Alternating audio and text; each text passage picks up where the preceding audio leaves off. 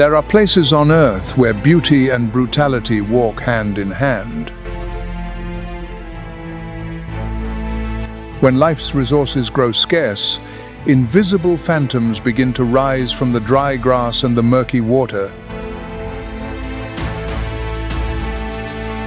This is a world of unique hunting battles, where the hunter and the landscape become one.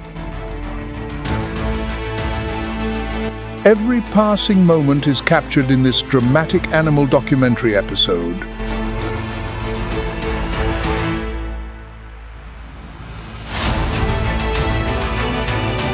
No one knows when death will strike, for danger always comes from the most unexpected quarter.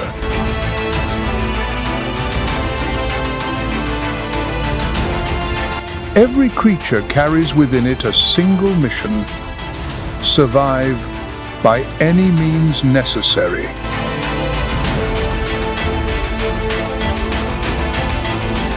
And time will prove who will be the last one standing.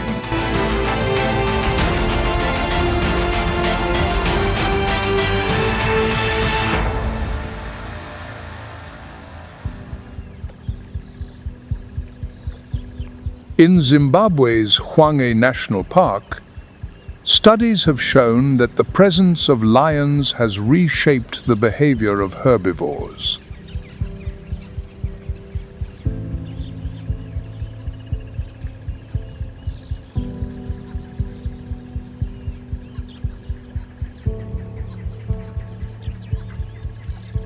Buffalo, giraffes, and kudu all keep their distance from the waterhole when a pride is near.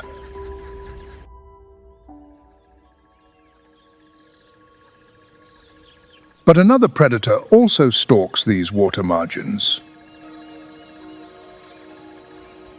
A solitary hunter. Not as fast as the cheetah, nor as numerous as the lion. It is the leopard.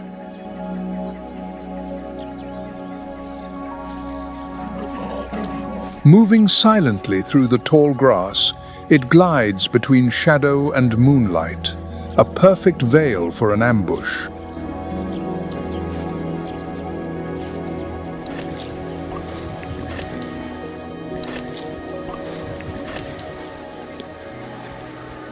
The leopard is not a sprinter.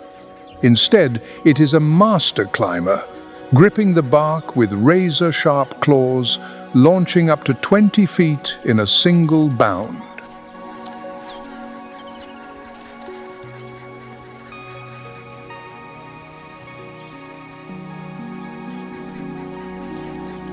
Its golden eyes burn in the darkness, amplified by the tapetum lucidum, a natural form of night vision.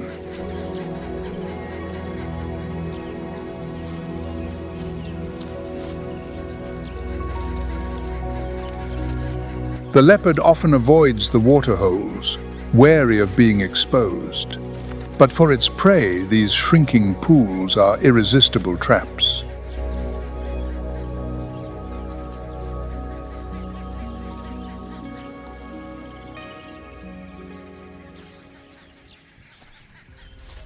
Patience defines the leopard. It can wait for hours for its prey to draw closer, measuring every sound, every shift of the wind until the strike is certain.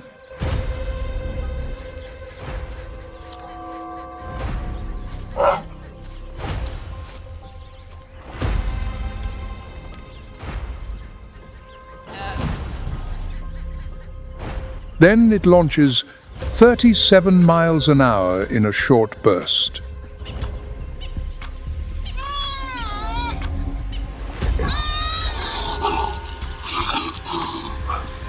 Its jaws clamp onto the throat or the spine of its prey. What sets it apart is not just the strike, but what happens next.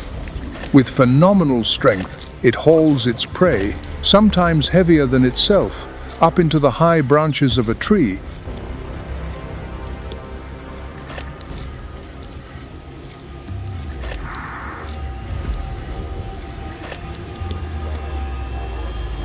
Here, lions, hyenas, and wild dogs cannot follow. Only the leopard, in its solitude, enjoys its feast in silence.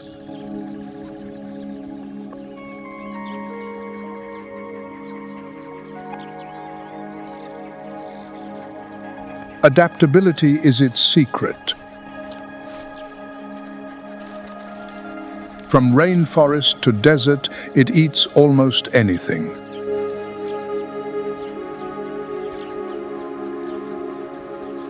But even the ghost of the savannah is under threat.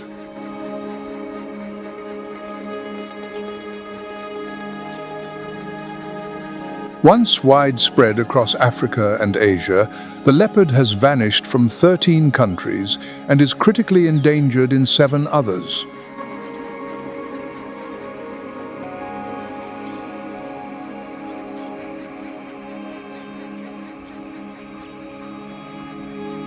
Today, it exists in only a fraction of its former range, with strongholds in Tanzania, Namibia, Botswana, and South Africa.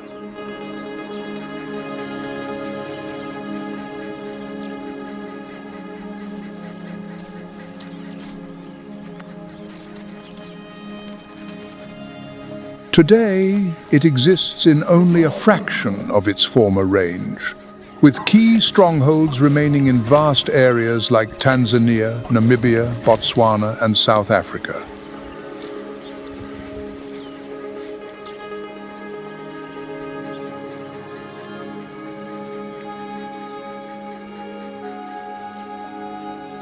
But survival is not guaranteed. Lions kill nearly a quarter of all leopards in some regions. Hyenas steal almost half of their kills.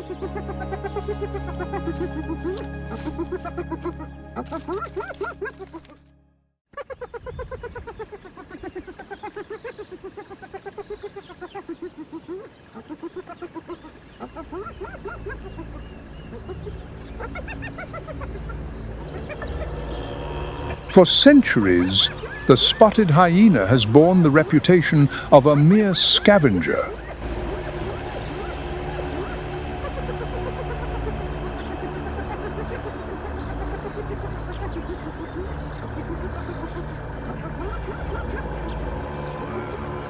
But modern research reveals a different truth. Up to 95% of their diet comes from their own hunts.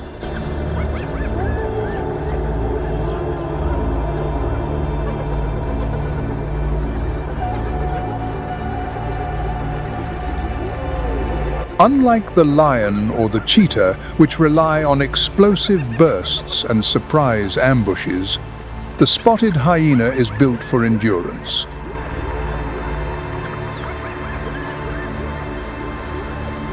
With a jaw that generates a bite force of over 1,000 pounds, the strongest of any terrestrial mammal, the hyena can crush even the hardest bones.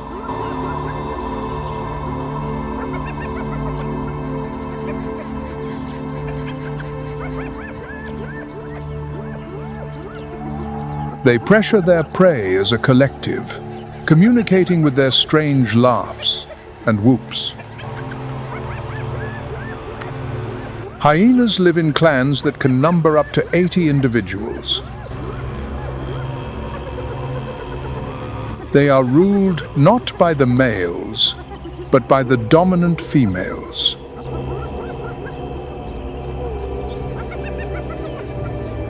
And their chilling laugh? It is not joy at all.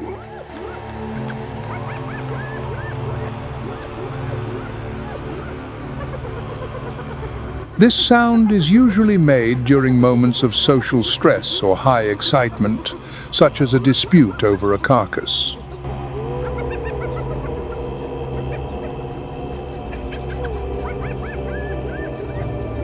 Each individual has a laugh with a unique pitch, which reveals its age and status to others in the clan.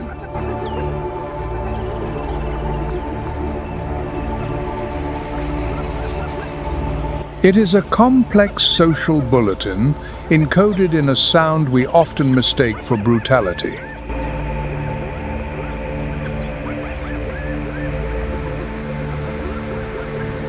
Larger, heavier, and hormonally charged, the females enforce a strict matriarchal order.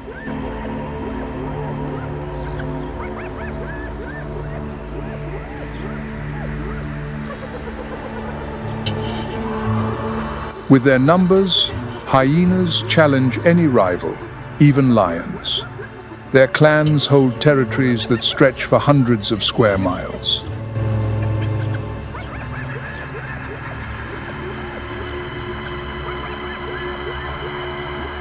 But they are more than just predators. By consuming carrion, hyenas cleanse the landscape of disease.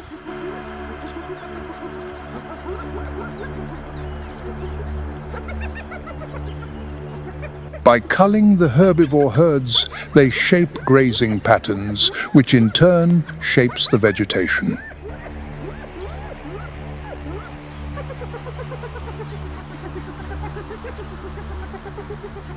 In the hierarchy of African predators, the lion rules by strength, the leopard by stealth.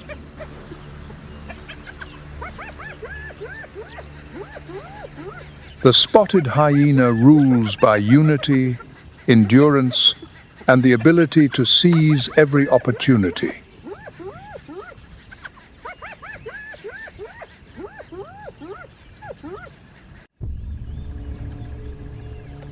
As night falls, the lions begin to stir. They do not go straight to the water's edge. Instead, they melt into the tall grass and the earth mounds, waiting, patient and invisible.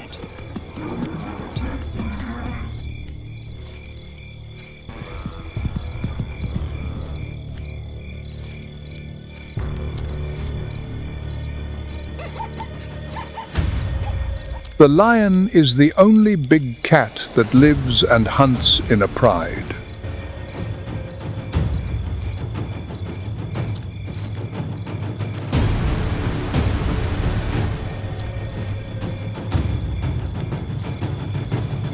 Together they can bring down prey weighing hundreds of pounds, such as wildebeest, zebras, and even the formidable African buffalo.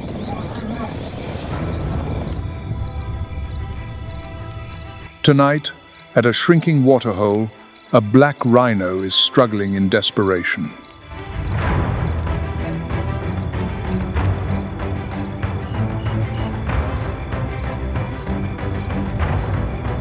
From the darkness, three golden shapes emerge, the lionesses, the seasoned hunters of the pride.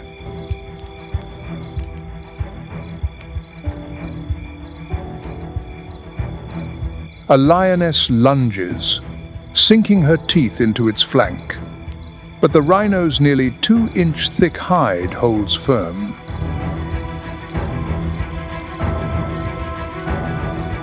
With a powerful jerk, it breaks free and charges.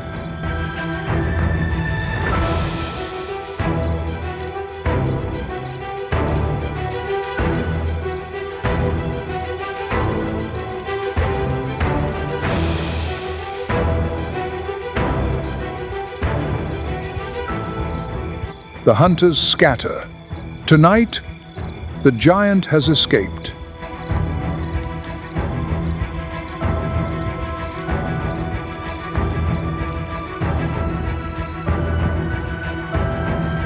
The hunts of lions often unfold with ruthless precision.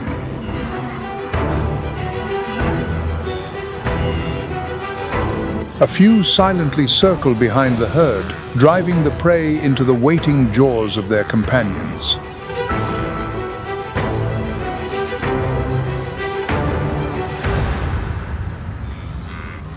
But the hunt is only the beginning. When the prey is down, the male will come to claim his share first, asserting his dominance as he guards the feast from scavengers like the spotted hyena.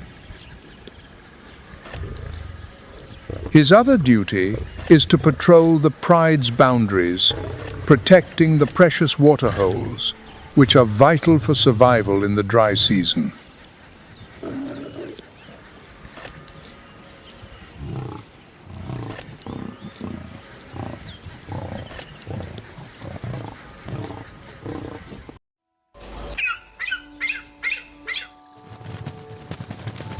What the lions leave behind is not wasted. The carcass becomes a feast for the scavengers.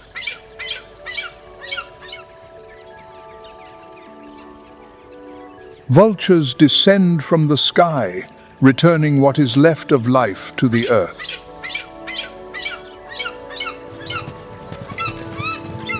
High above, these masters of the sky patrol in circles at altitudes of 1,600 to 4,900 feet.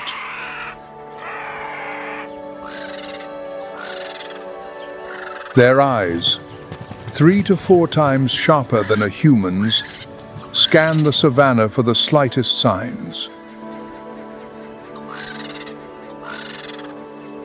When one vulture descends on a carcass, others, even miles away, follow in a silent chain of signals.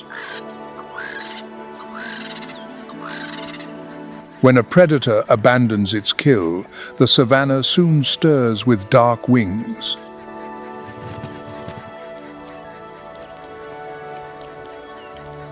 Within an hour, dozens, sometimes hundreds, of vultures descend.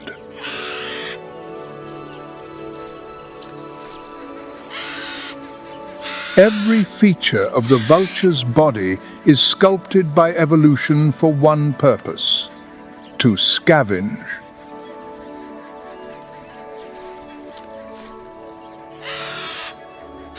Their bare heads and necks can delve deep into a carcass's chest cavity without getting fouled.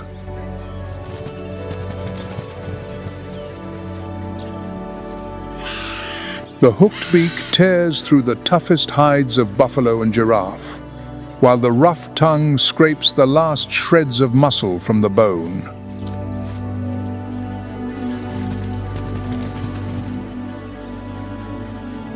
But it is their stomach that holds the real secret. A cauldron of acid with a pH of nearly 1, capable of destroying what would kill most other creatures.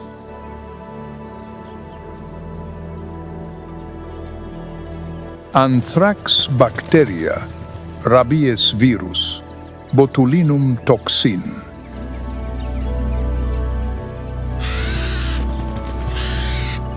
The vulture turns death into energy, preventing plagues from sweeping the land.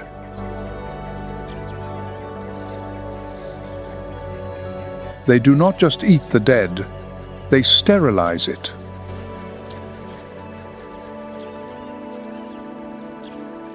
Their immune systems are astonishingly robust, and they are among the few creatures that can digest anthrax-infected meat without harm.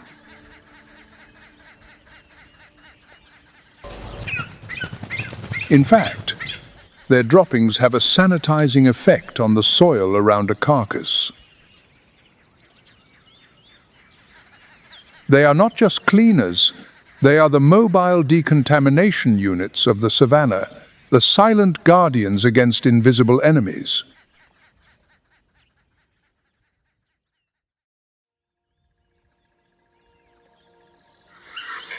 At the waterhole, competition erupts, not just between different vulture species, but with another phantom of death, the marabou stork.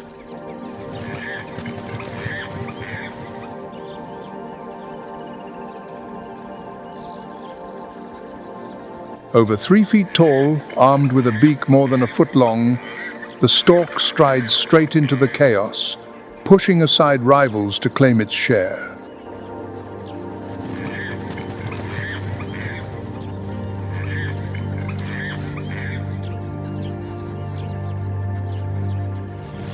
Like the vulture, its design speaks of survival. A bald head, a dagger-like beak, and a strange, inflatable gular sac.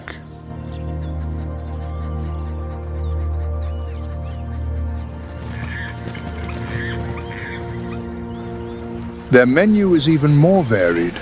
Fish, frogs, lizards, eggs, even rubbish near human settlements. They are the ultimate opportunists.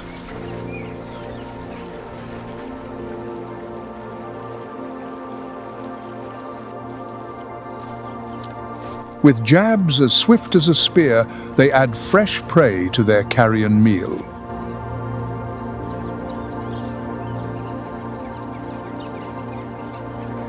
Together, the vulture and the marabou stork embody nature's final act.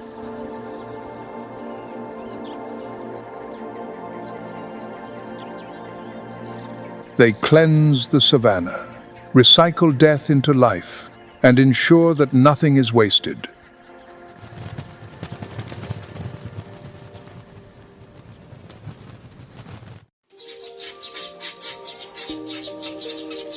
Unlike the larger, more cautious antelopes, the helmeted guinea fowl burst onto the scene with their characteristic hustle and boundless energy.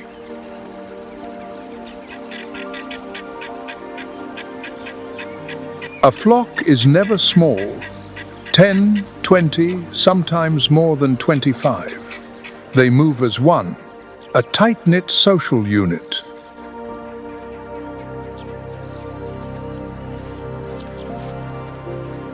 Their calls are never silent. Loud, rhythmic calls fill the air, keeping the group connected and warding off danger.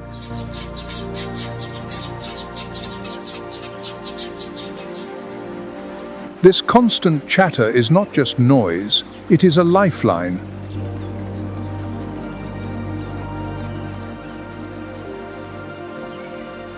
Impalas, wildebeest, even zebras benefit from their vigilance. A single alarm call can carry for 164 yards. Though they have wings, they rarely waste them. When danger strikes, they run fast, coordinated, and relentless.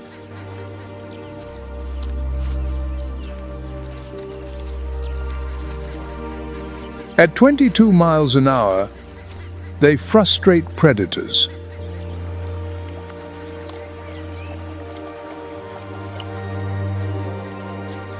Guinea fowl are also shapers of the land. Eating seeds, tubers, and insect swarms, they cleanse the savanna. They will take a lizard or a baby snake when the chance arises.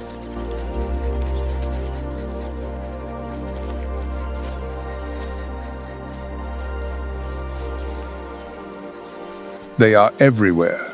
South Africa, Botswana, Namibia, Zimbabwe, Angola.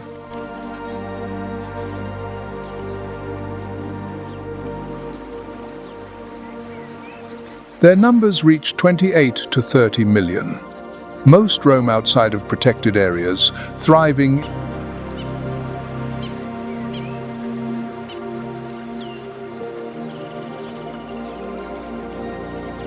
When the dry season closes in, they gather around the last waterholes. When the rains return, they scatter across the plains once more.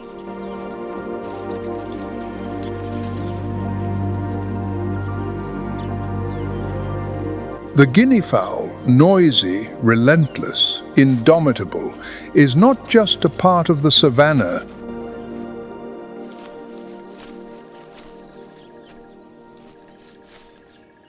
It is its sentinel, its early warning system, and its tireless guardian.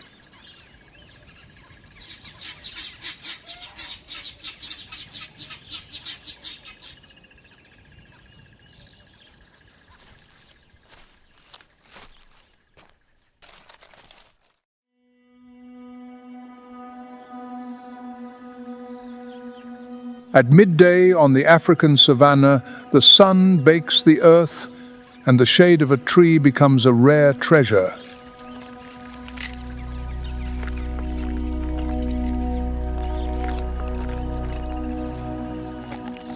It is at this unforgiving hour that the giraffe begins its slow, deliberate approach to the waterhole.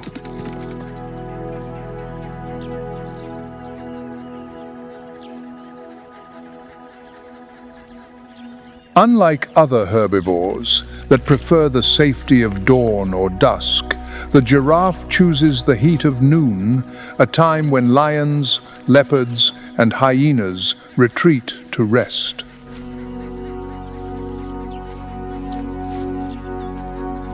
Their great height gives them a commanding view of the plains, but to drink, they must bend.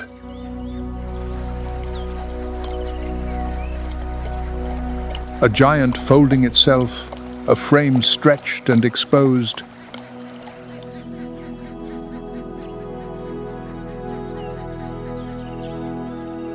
This seemingly simple act is, in fact, a feat of bioengineering.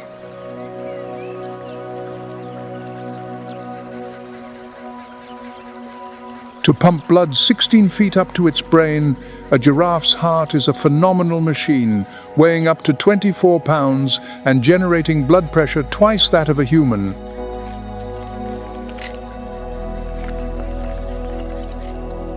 And to keep from fainting from a rush of blood to the head when it bends down, it has a complex network of blood vessels in its neck that acts as a natural pressure regulation valve.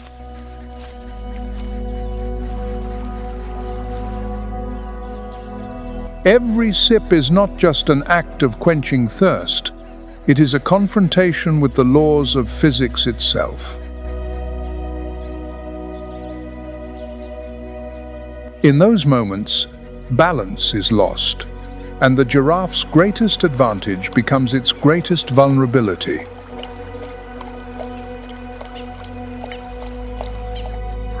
They never linger. Each drink is fleeting, measured in seconds. Bend, drink, raise, watch, listen, then bend again.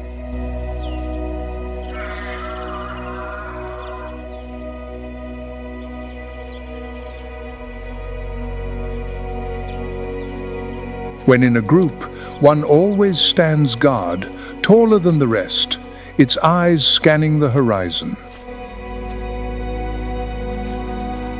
Height is their glory. A full-grown male can be over 18 feet tall and weigh nearly 4,400 pounds. With their long necks and 20-inch tongues, they browse on thorny acacia leaves. They do not move with the thunder of an elephant, nor the dust-kicking charge of a buffalo. Instead, they glide across the plains, leaving very little trace. But even giants must drink with care. Steep banks, murky pools, obscured views. They avoid these places. For danger does not only stalk from the bushes, sometimes it waits beneath the surface, silent, still, patient, the Nile crocodile.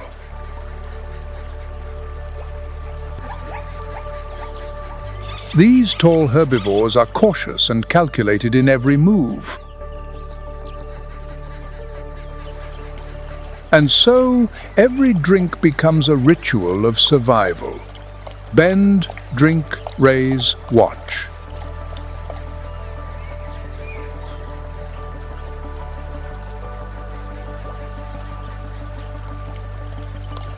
The rhythm of giants in a land where hesitation can mean death.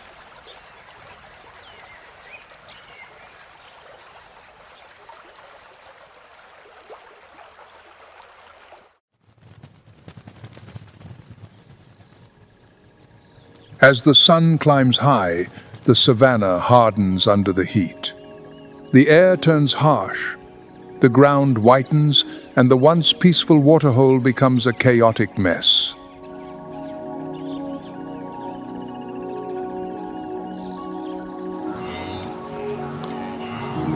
Zebras, wildebeest, buffalo, herd after herd pushes forward, churning the shallows into a thick, muddy soup.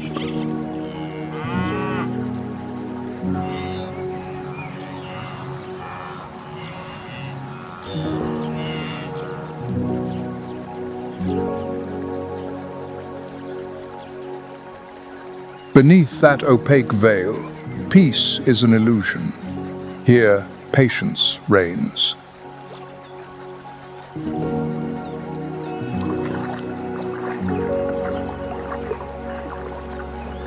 A ripple, a pair of nostrils, the glint of an unblinking eye, the sign of the Nile crocodile.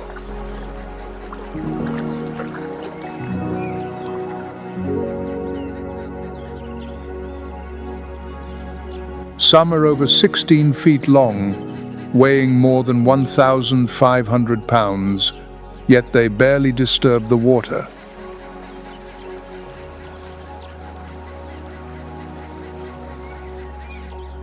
Their scaly hides mirror the mud, their stillness as absolute as stone.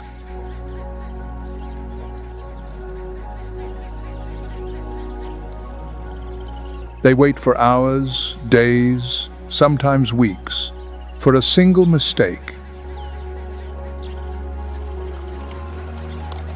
A lowered drink from an antelope, a moment of lost vigilance, then an explosion. A lunge at 40 feet per second, the prey is dragged under before it can cry out.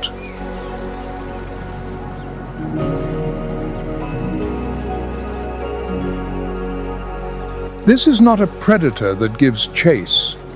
The crocodile wins by patience, not speed, by silence, not force.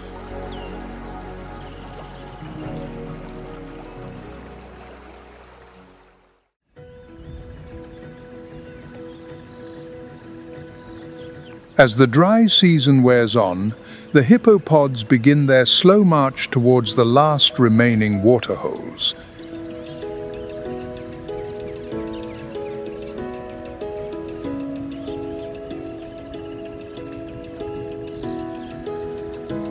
These are not just places to drink, they are sanctuaries, lifelines in a world desperately running dry.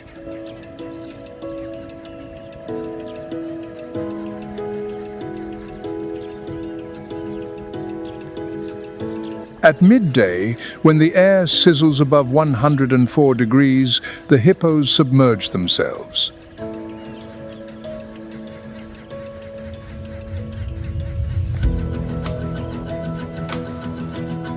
With their massive frames, thick skin, and almost no sweat glands, the water is their only shield against the Sunday.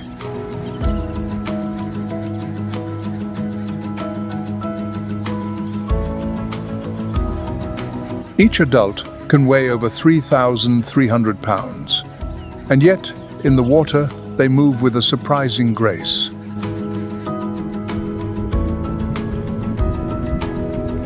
Though they cannot swim like a fish, they glide by walking along the riverbed.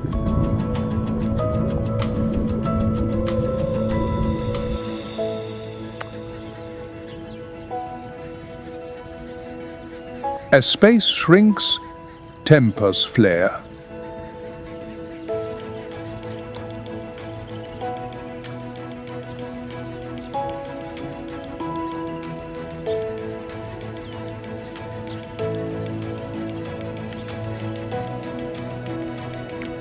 Dominant bulls, fiercely territorial, clash with powerful thrusts, their bellows echoing across the lake.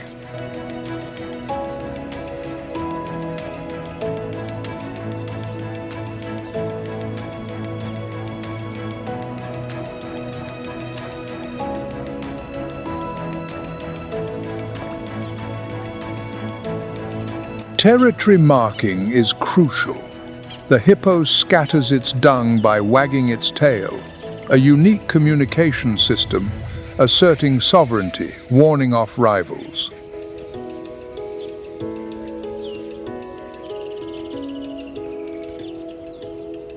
Across Africa, the hippo is tied to rivers, lakes, and floodplains.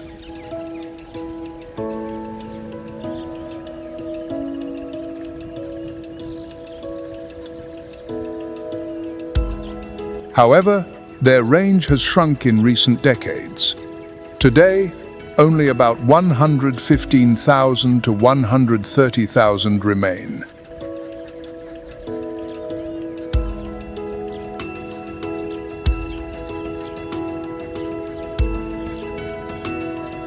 Hippos are not just inhabitants, they are engineers.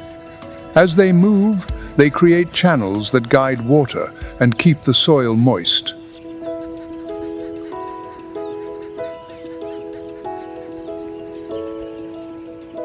Their waste, though it sometimes depletes oxygen, nourishes the bottom-dwelling organisms and fish.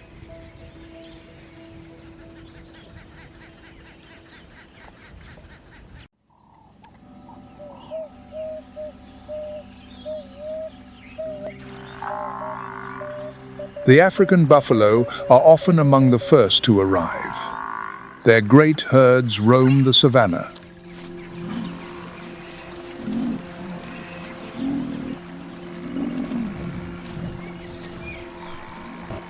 Once numbering over 500,000, their numbers have dwindled due to habitat loss, relentless hunting, and the pressures of climate change.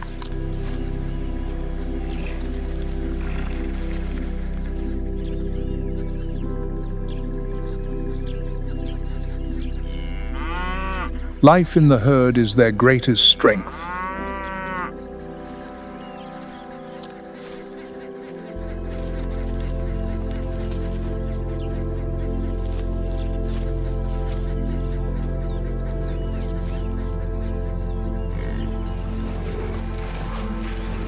From a few dozen to 1,000 strong, the buffalo live by a strict hierarchy, cemented not by bloodline, but by ritualized horn-clashing contests.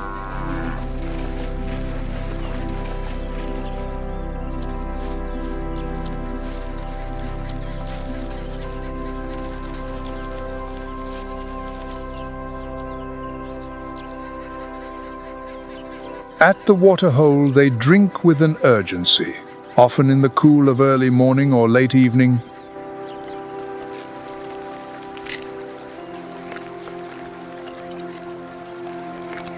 They wallow in the mud, coating their bodies in a natural armor against insects and the heat.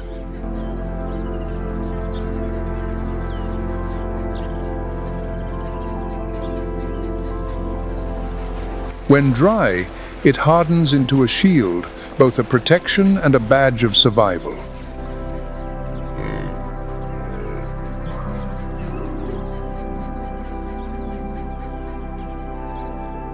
But the waterhole is not a sanctuary, it is a battlefield. Here, the African buffalo face rivals as formidable as themselves.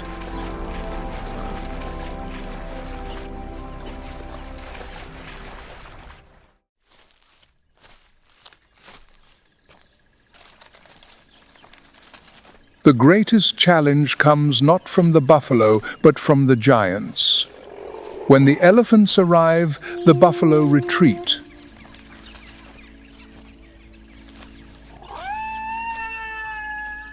Against the largest land animal on Earth, even these giants know their limits.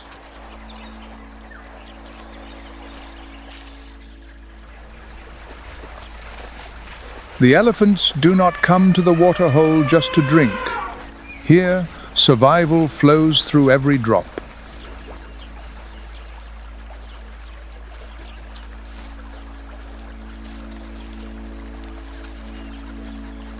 The pools are a place to cool their massive bodies, to care for their skin, and to nurture the bonds that hold the herd together.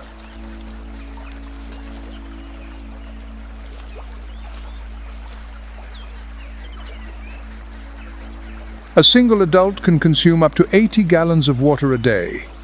Each mouthful is drawn up by the trunk, the most versatile tool in the animal kingdom.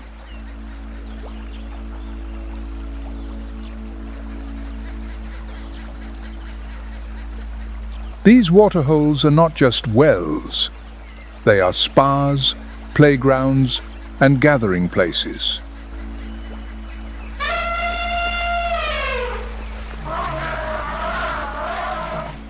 Adults bathe and spray each other. Calves frolic in the shallows.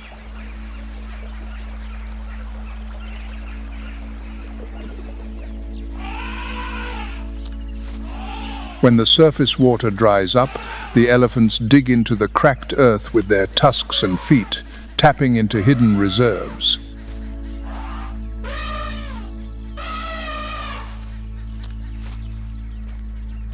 In doing so, they provide water not just for themselves, but for countless other creatures. For this, they are called the engineers of the ecosystem.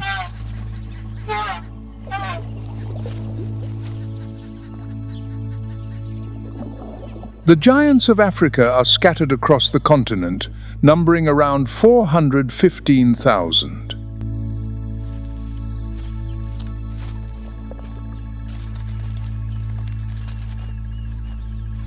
But their story is shadowed by decline. The savanna elephant has fallen by 70% since the 1960s. The forest elephant by as much as 90%.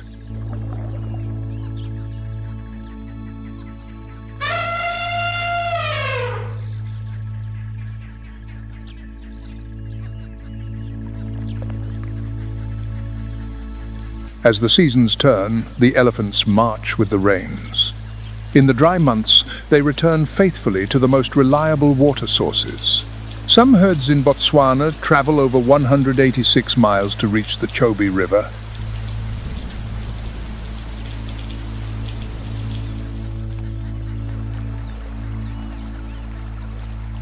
At the waterhole, the elephant dominates. Their rule can be stern, even aggressive, but it ensures the survival of the herd.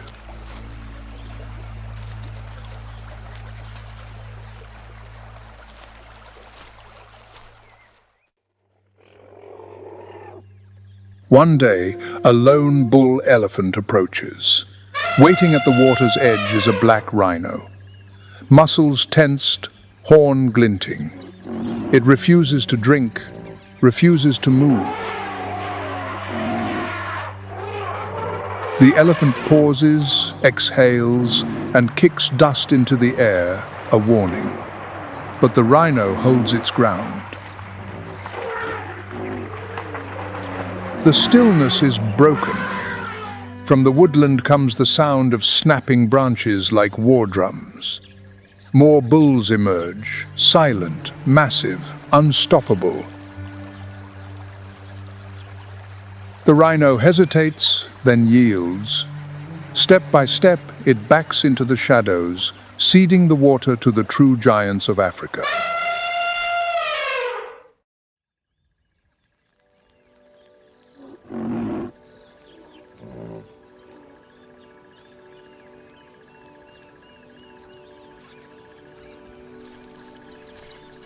A black rhino is not tied to any one waterhole. It comes only when the land is quiet, often in the gentler hours of the day.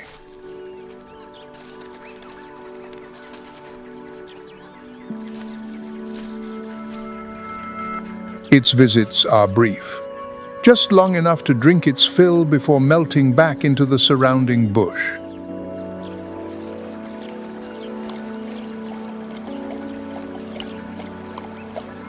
In good conditions, a rhino can drink up to 9 gallons of water a day.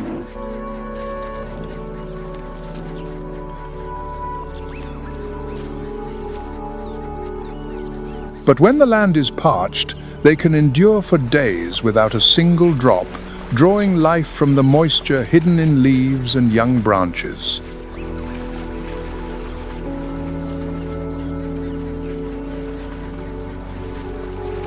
Around the water's edge, the mud tells their story. Great circular footprints are pressed into the ground.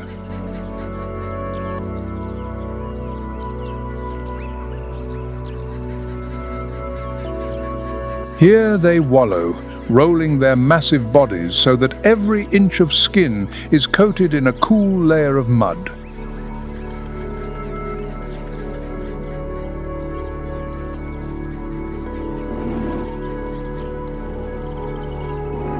When dry, this layer becomes an armor, shielding them from the glaring sun, biting insects, and relentless parasites.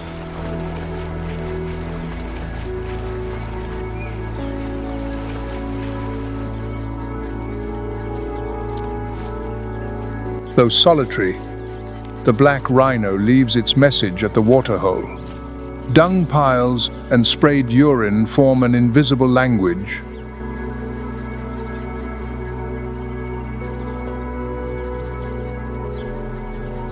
But with their strong ties to territory and their volatile tempers, clashes are almost inevitable.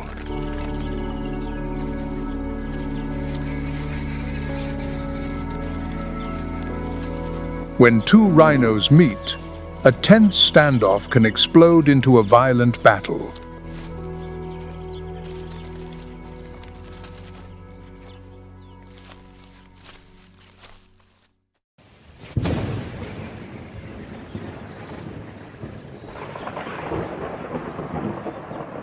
As the dry season nears its end, the savanna sky begins to change. Heavy, promising clouds roll in.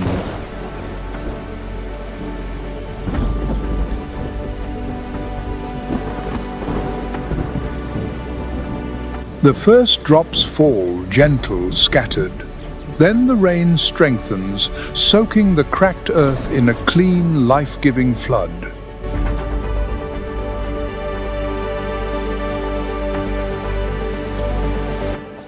The waterholes are transformed before our eyes. The once shrinking mud pools now swell and overflow. Some merge, creating vast wetlands.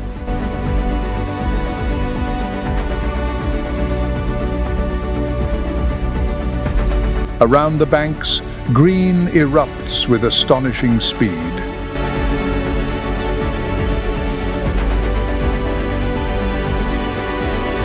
In just a few weeks, fresh grass carpets the ground, soft, young, and rich in nutrients.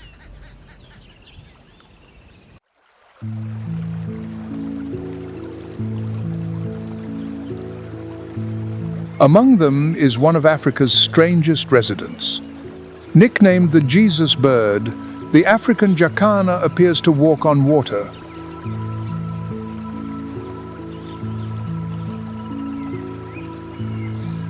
Its impossibly long toes spread its weight over the floating lily pads.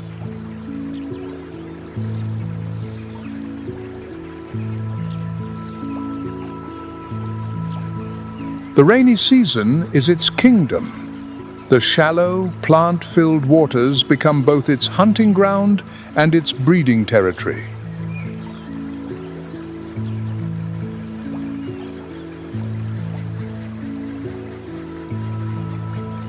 But what sets it apart most is its family life. Unlike most birds, here the female dominates.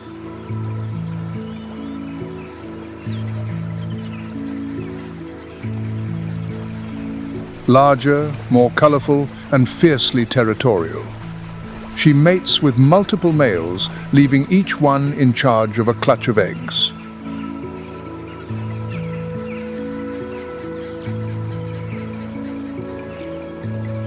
The male builds a flimsy nest of floating vegetation, then incubates the eggs alone.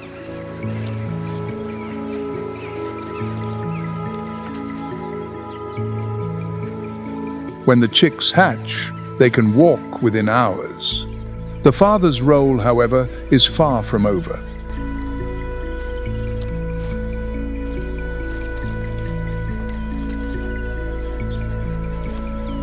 The female, meanwhile, has already moved on, leaving her legacy in multiple nests, spreading her risk across the wetlands. It is a strategy shaped by evolution.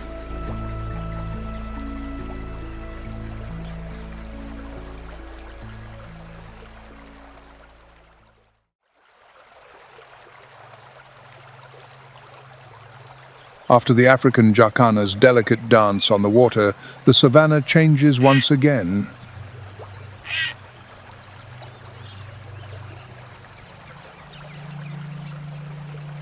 The fresh streaks of rain carve silver paths across the land, feeding the waterholes.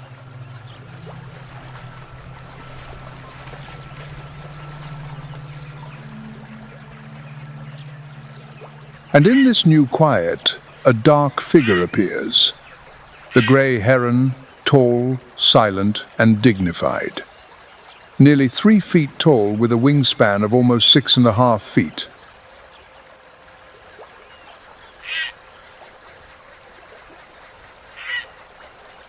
The rainy season is its ally. While the earth is soft and slow, the heron perfects its art of patience.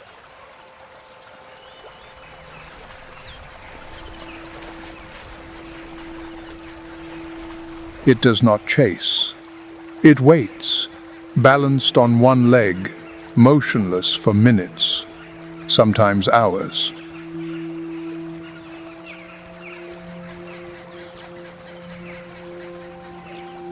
Then, a sudden flash. Its spear-like beak strikes, precise, lethal.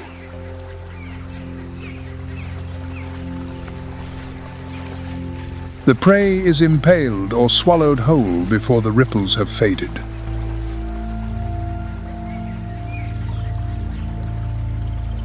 This master of stillness is not a picky eater.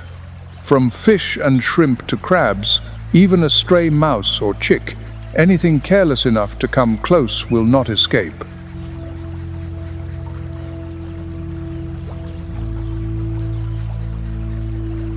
But survival is not its only mission. When the breeding season arrives, the solitary hunter becomes part of a colony.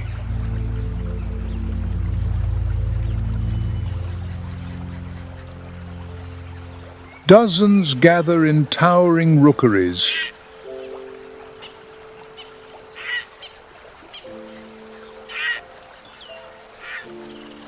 From the Okavango Delta to Table Bay, wherever the rains collect, the grey heron waits, patient, silent, deadly.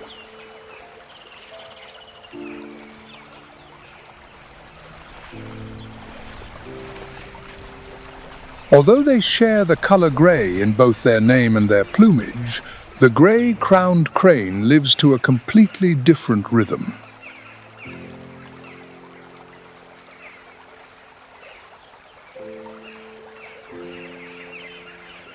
As the first rains soak the savanna and the shallow pans return, these cranes descend with outstretched wings.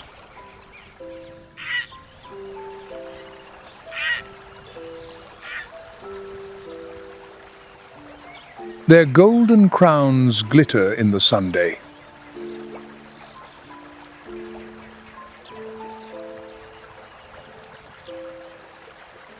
Unlike the silent heron, the crane rarely stands still. It paces the water's edge.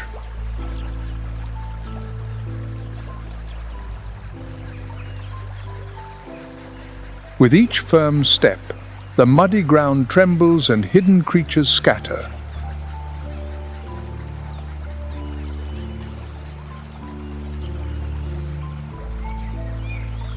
Frogs leap, insects burst from cover, and in that instant, the crane's sharp beak strikes with high precision.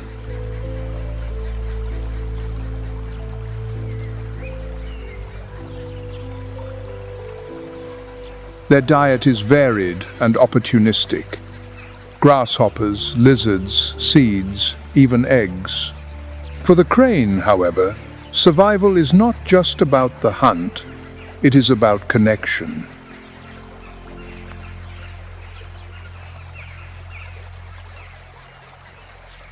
On the flooded plains, pairs and small family groups gather.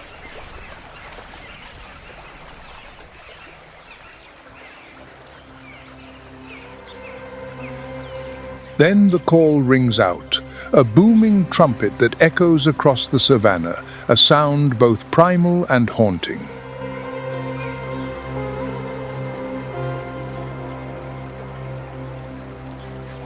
And the dance begins, a ritual of leaps and bows, wings spread wide in a living ballet.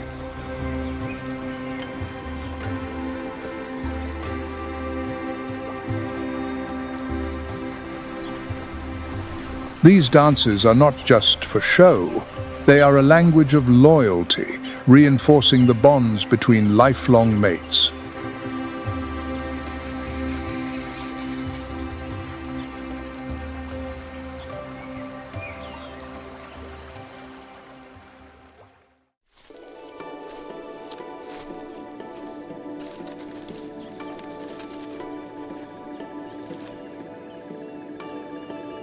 Though not a long-distance migrant, the grey-crowned crane follows the rains, moving seasonally in search of water and greenery.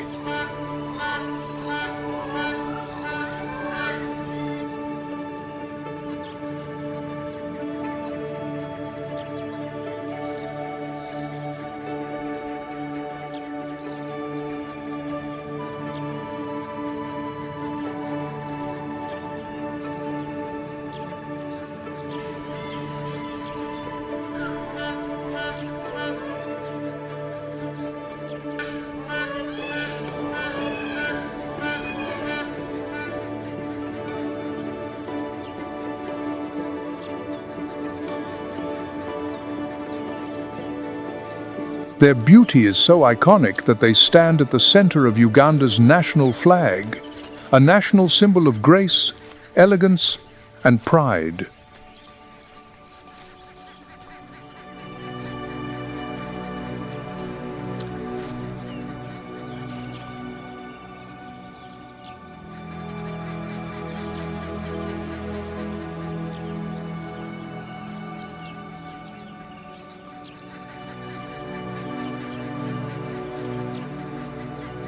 In the wild, they can live for up to 25 years.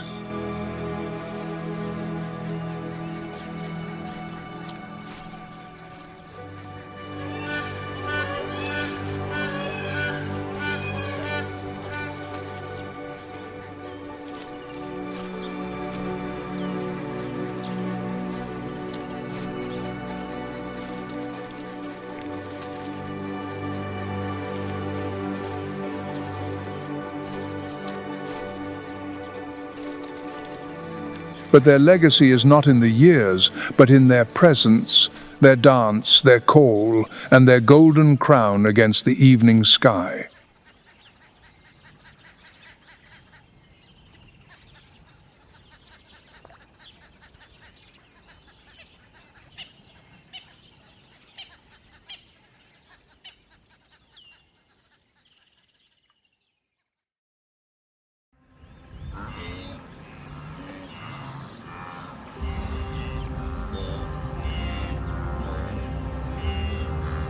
The arid ground of Okaukweho trembles under the heavy, steady hooves of a herd of blue wildebeest.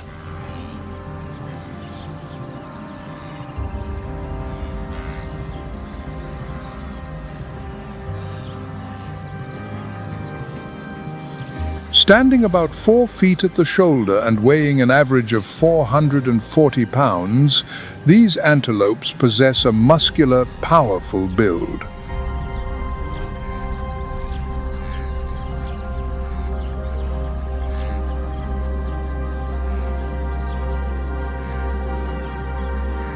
Despite their cumbersome frame, blue wildebeest are surprisingly agile. When threatened, they can reach speeds of up to 50 miles per hour.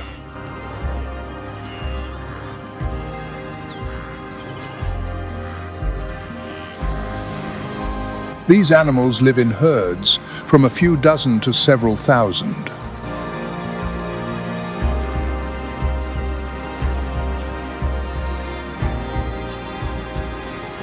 A social behavior that plays a crucial role in shaping the unique ecosystem of Okaukweho.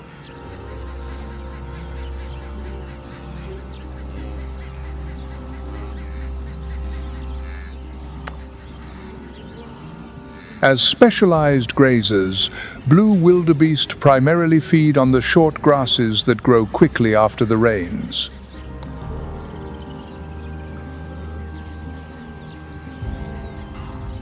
At Okaukwejo, artificial waterholes provide a vital lifeline during these harsh months.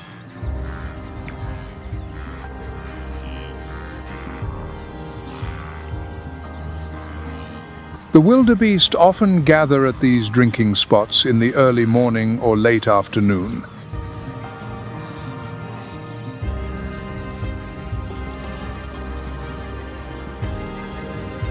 By grazing regularly and moving frequently in search of fresh grass, the wildebeest prevent the vegetation from becoming too dense or old.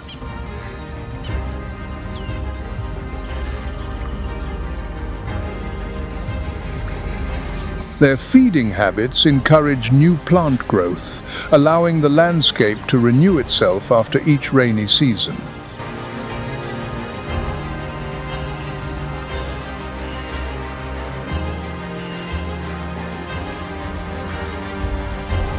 Migration is one of the most important survival behaviors for the blue wildebeest. However, this instinct is increasingly being disrupted across Africa.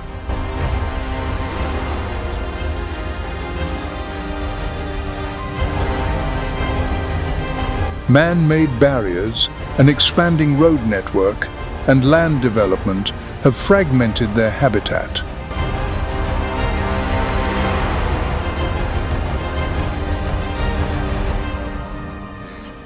At Etosha, migration routes still exist but are increasingly restricted.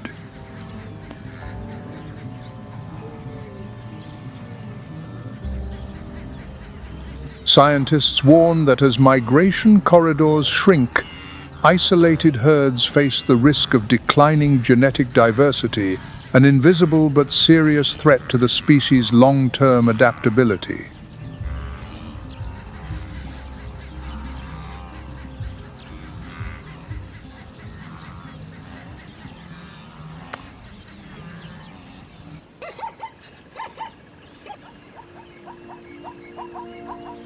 Herds of blue wildebeest and plains zebras are often seen moving together, heading towards scarce water sources.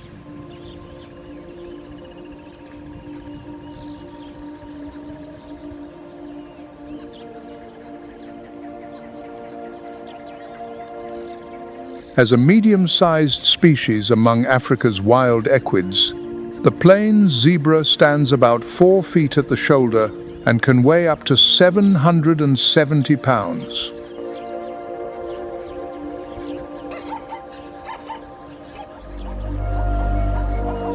These stripes are not just biological barcodes. This is stealth technology.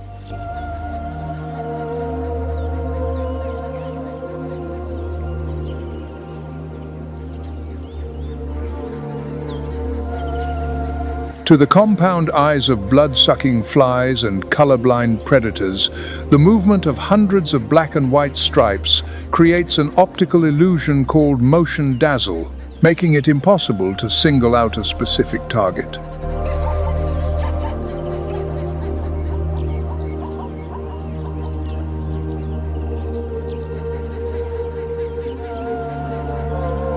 In Etosha, plains zebras live in social groups called harems. Small units consist of a dominant stallion, several mares, and their offspring.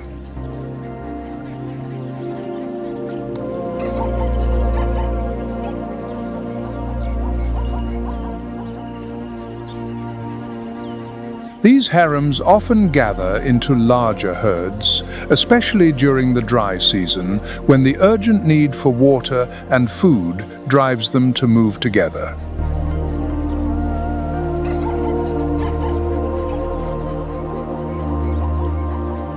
Seasonal migration is a characteristic survival strategy of the plains zebra.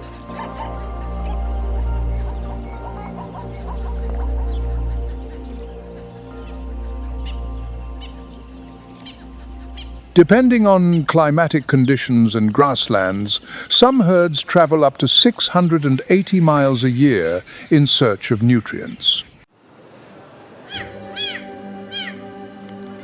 However, the Ngorongoro crater is not just a sanctuary for flamingos and black rhinos, it is also an enclosed domain where predators reign.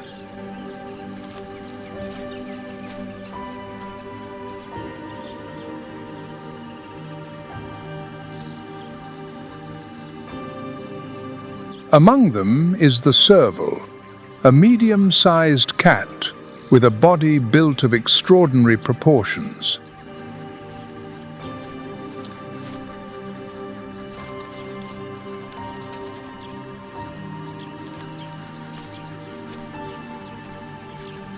Its long legs, especially the hind limbs, give it an impressive shoulder height of nearly 2 feet.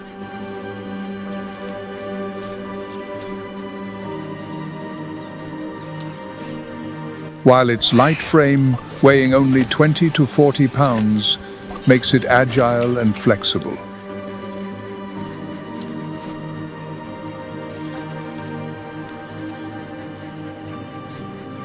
Its oversized ears, erect like twin satellite dishes, are tuned with exquisite precision, able to catch the faintest rustle in the tall grass.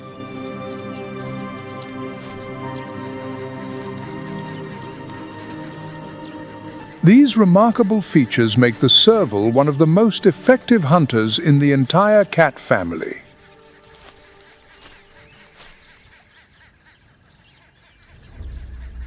On the ever-rustling grasslands of Ngorongoro, this elusive cat has perfected its hunting skills. It freezes the moment it detects prey, usually rodents, ground birds, or small snakes.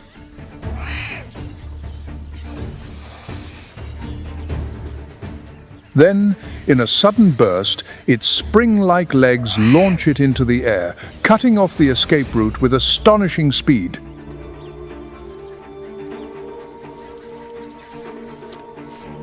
With the longest legs relative to its body size of any cat, a serval can leap 6.5 feet high to catch a bird in flight.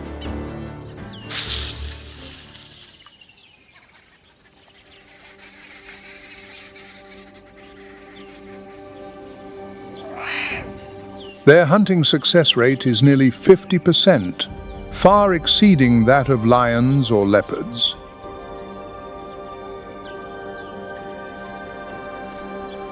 An adult serval can consume an average of 4,000 rodents, 260 snakes, and 130 birds in a year.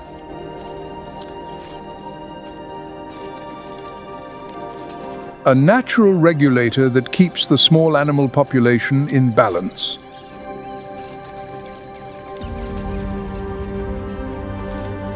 They are most active in the cool hours of dawn and dusk.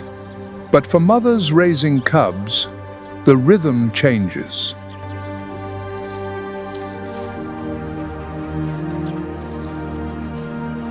By hunting more during the day, they reduce the risk of dangerous encounters with dominant predators.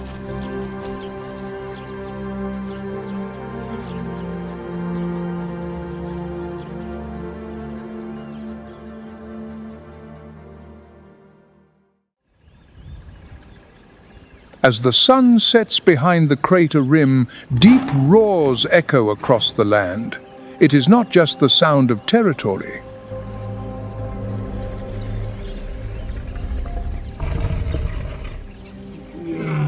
It is a declaration of supremacy, the voice of the lion.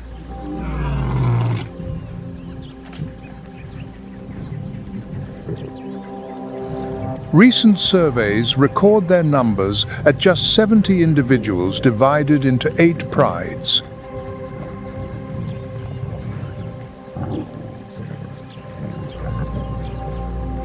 A density of up to 25 lions per 38 square miles, much higher than on the vast plains of the Serengeti.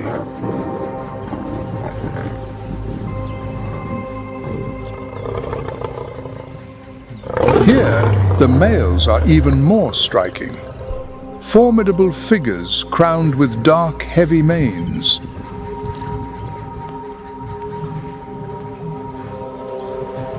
A lion's mane is shaped by genetics, hormones, and climate.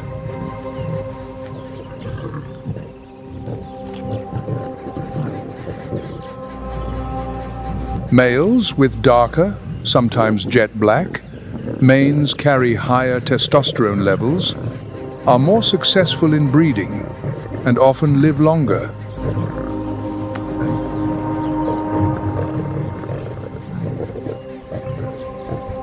In Ngorongoro, over 60% of adult males bear this dark crown.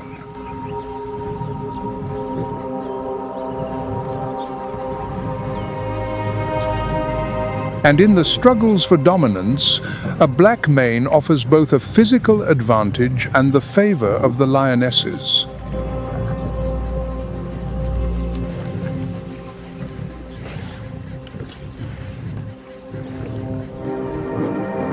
But history has left its mark on this population. In 1962, a plague of biting flies nearly wiped out the lions from the crater.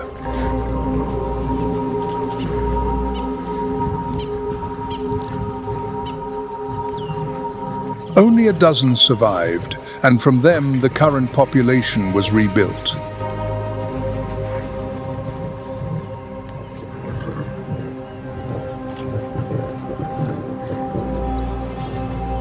This genetic bottleneck has left them with much lower diversity than the neighboring Serengeti lions.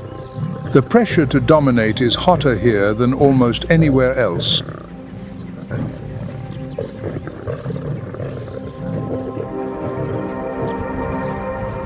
In Ngorongoro, the victor takes the territory and the right to breed. The loser is cast out from the social order.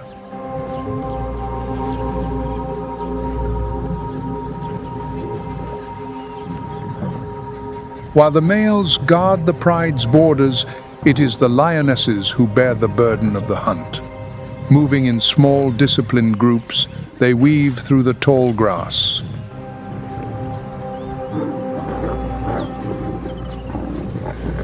Across Africa, lion hunts are successful less than a third of the time.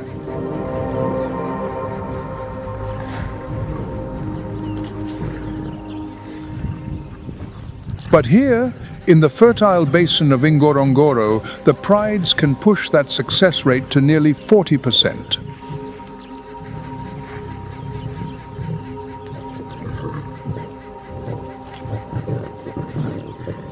In the fading light, as the tall grasses still radiate the day's warmth, a fierce confrontation unfolds. A pride of lions has just brought down a zebra.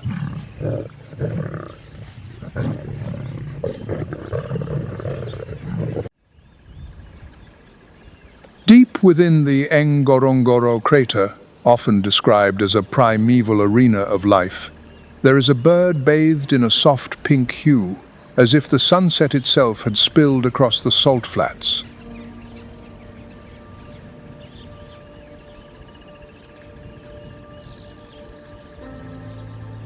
This is the lesser flamingo, small in stature but bold in spirit.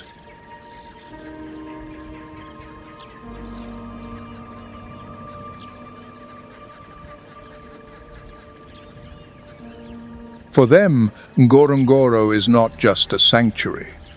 It is an extraordinary natural banquet in the highlands of Tanzania.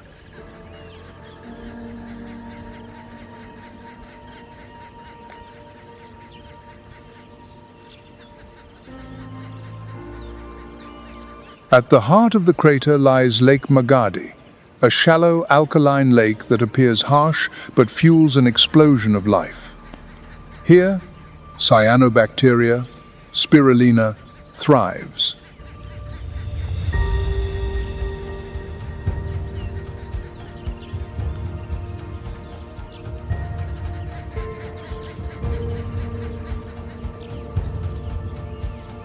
This microscopic algae makes up almost the entire diet of the lesser flamingo.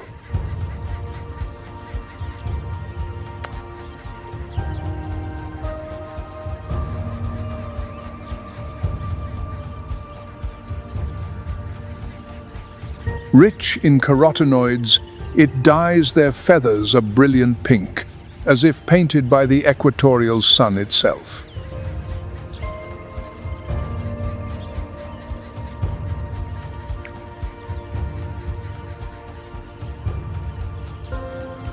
The flamingo's beak is a marvel of evolution, a precise natural filter.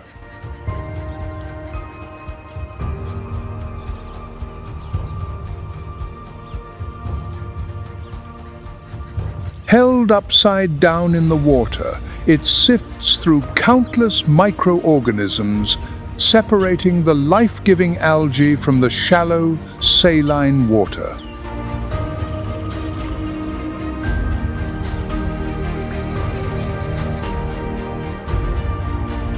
Inside, fine lamellae act as superfine combs, filtering the food from the mud and salt, ensuring that only nutrients enter their delicate system.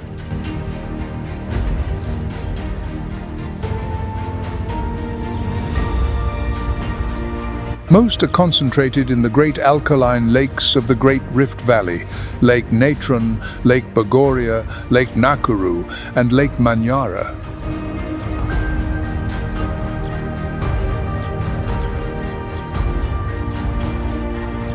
And yet, none can match the unique topography and ecological balance of the Ngorongoro crater.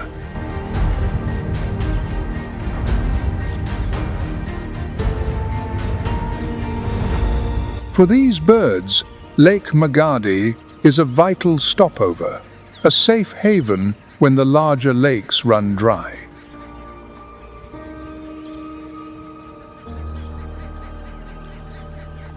As the soft pink of the lesser flamingos fades on the salt flats, Ngorongoro falls quiet.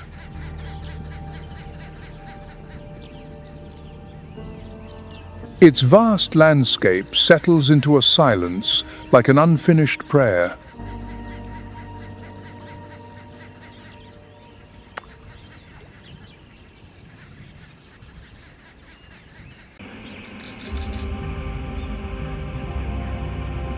Beneath the silent damp canopy of the cloud forest, the margay cat, a symbol of an evolutionary process spanning millions of years, leaves its mark in every graceful movement.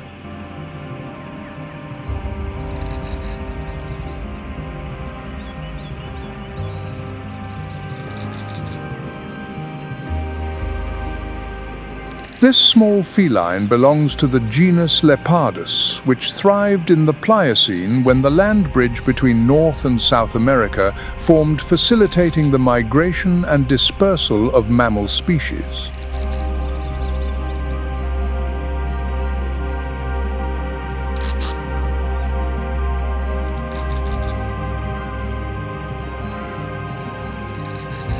Recent genetic data reveals that the margay's closest relative is not the ocelot, as was long believed, but the Andean cat.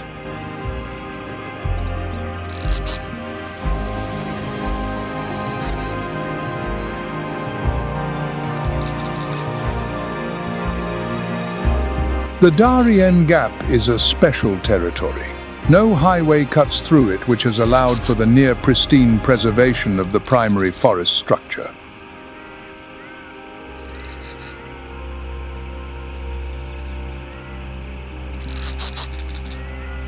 Consequently, it is considered an ideal habitat for wildlife, including the margay.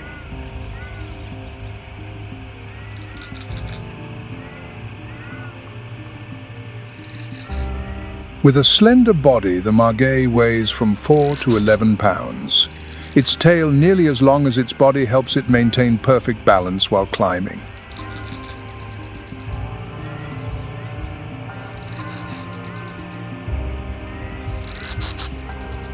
Unique ankle joints allow it to rotate its hind feet nearly 180 degrees, making it one of the most skilled climbing cats in the world.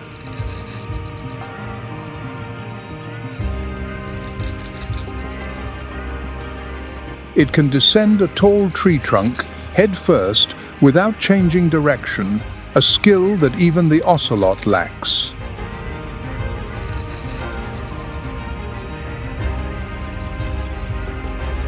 This agility allows it to hunt birds, small monkeys, frogs, lizards, and rodents without leaving a trace.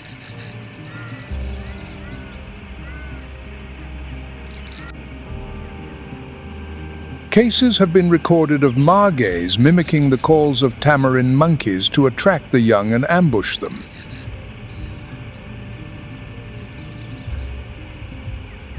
A journey woven from iridescent feathers unfolds amidst the winds of the deep forest.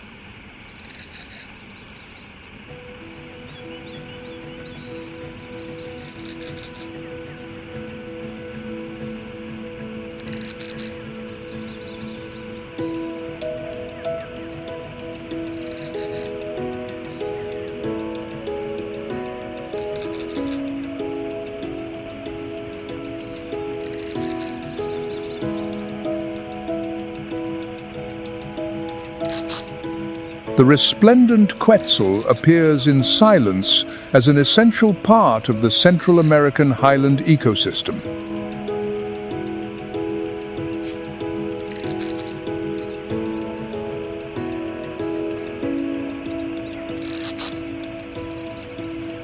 Behind its brilliant plumage lies a series of sophisticated survival strategies and an ancient culture that once tied its destiny to every wingbeat of this majestic bird.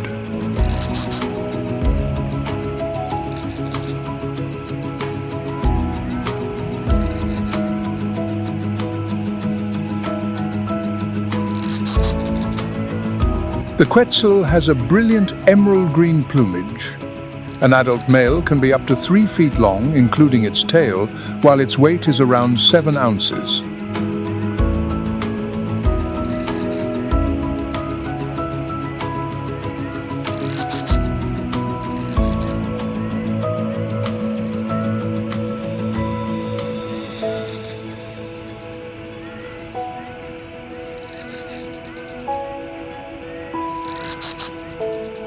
The red on its chest is not accidental.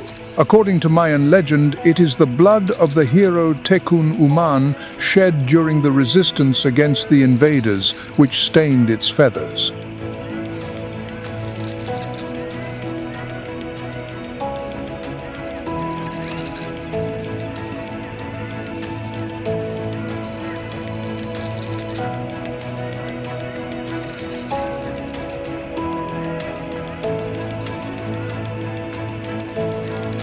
For the Maya and Aztecs, the quetzal was the embodiment of the god Quetzalcoatl, the feathered serpent, a symbol of knowledge and freedom.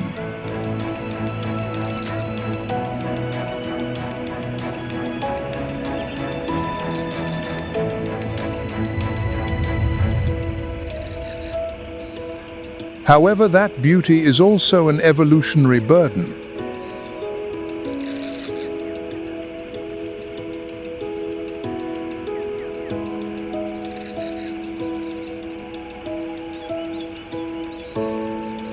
Throughout its evolutionary history, the quetzal has chosen an extremely specific habitat, the cloud forests at altitudes from 3,000 to over 9,800 feet.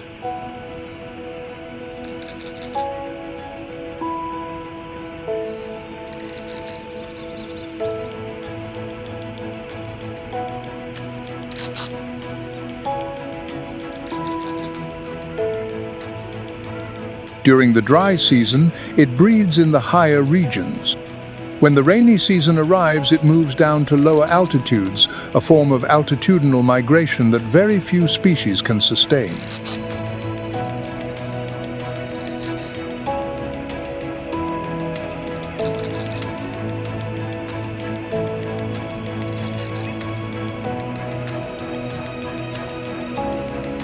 In the Darien Gap, the resplendent quetzal prefers areas with large dead trees where it excavates nests or reuses cavities created by woodpeckers.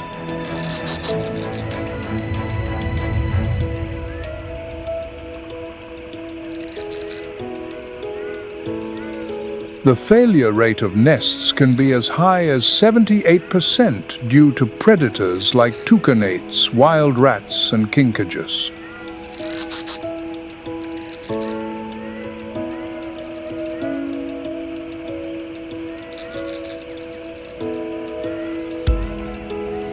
The male needs more than 3 years to fully grow his characteristic long tail.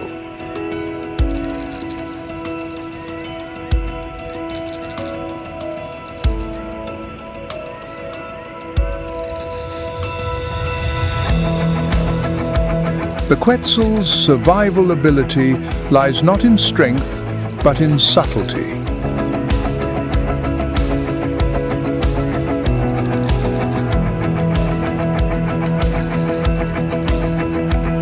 It hangs silently from high branches, carefully observing each ripe fruit, and with a gentle, hovering flight, it plucks the fruit with precision.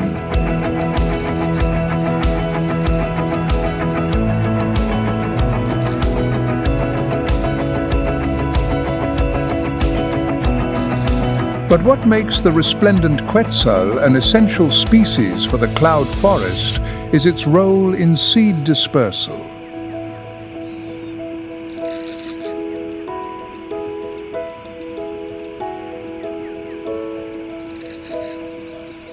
At least 32 tree species depend on it to disperse their seeds, which the quetzal swallows and then excretes far from the parent tree.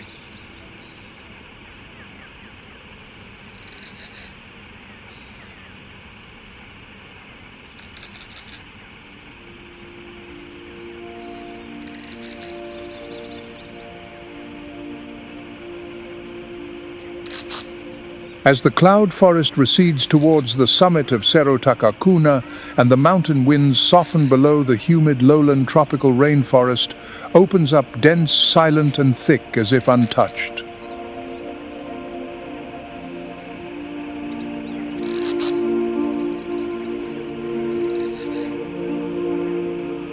Amidst this ecosystem, each creature exists as a fragile yet strong link in the great chain of life.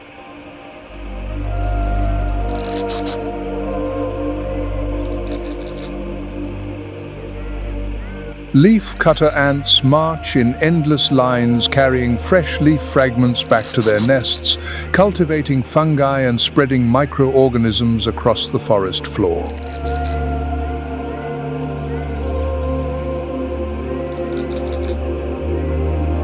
We see the tireless armies of leaf-cutter ants marching, carrying leaf fragments like green sails.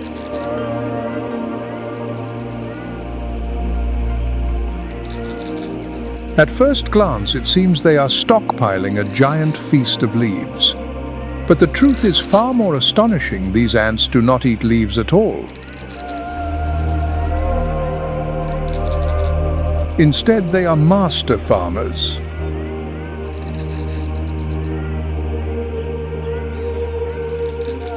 Inside their enormous underground nests, they chew the leaf fragments, mixing them with saliva and their own feces to create a special compost.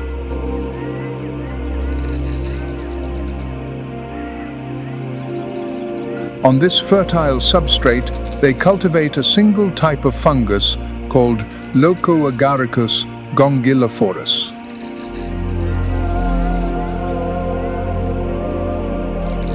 This is the true food source for the entire colony.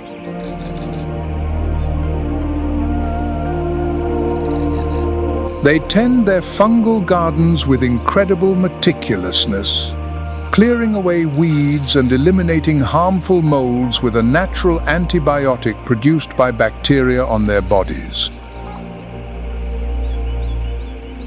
This is one of the most complex examples of agriculture in the animal world.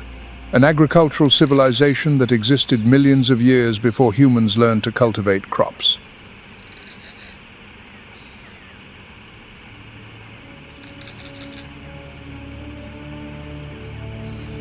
In the air, the crested eagle soars slowly along the river, its steady gaze searching for signs of prey among the treetops.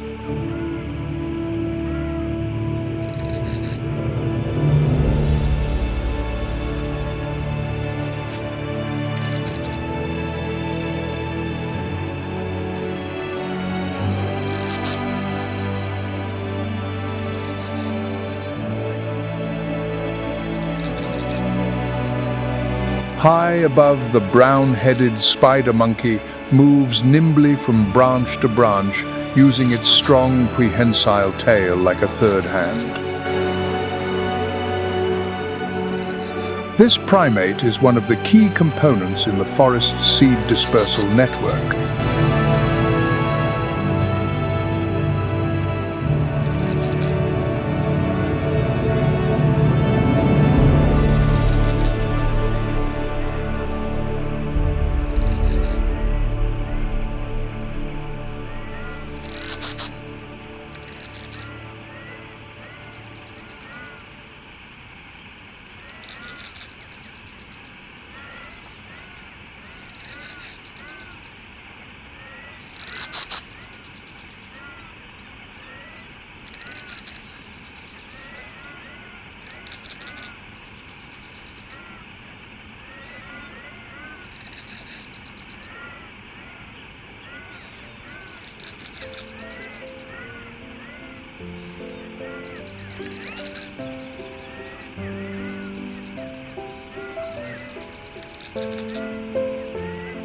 And as the whisper of the high canopy gives way to the silence of dawn, a deep, prolonged sound echoes like a wave sliding down the mountainsides and pouring into the humid valleys.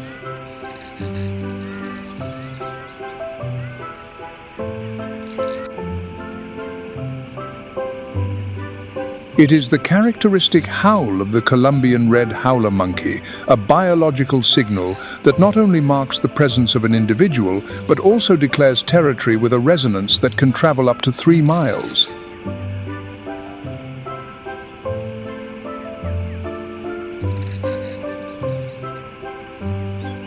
This primate is the result of millions of years of evolution within the Atelidae family, the prehensile-tailed monkeys adapted to life in the trees.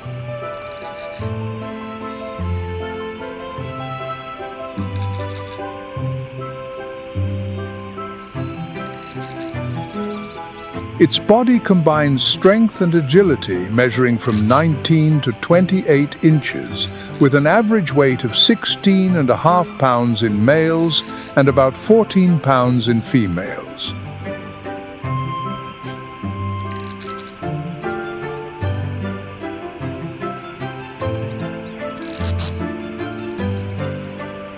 The skeletal system, particularly the hyoid bone in the throat, is enlarged into a resonating chamber, amplifying its howls as a crucial biological communication signal.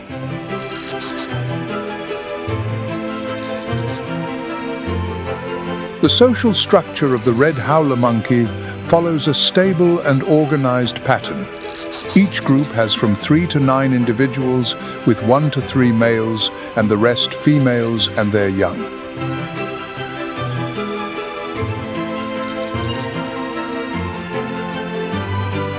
They spend over 60% of their day resting, often lying prone on large branches, using their tails for balance.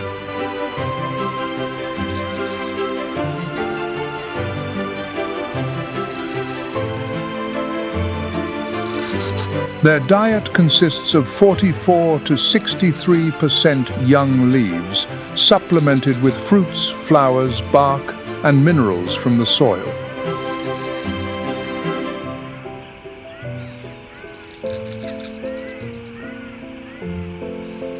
As we move away from the distant howls and deeper into the quieter parts of the forest, life seems to settle down, but it never stops.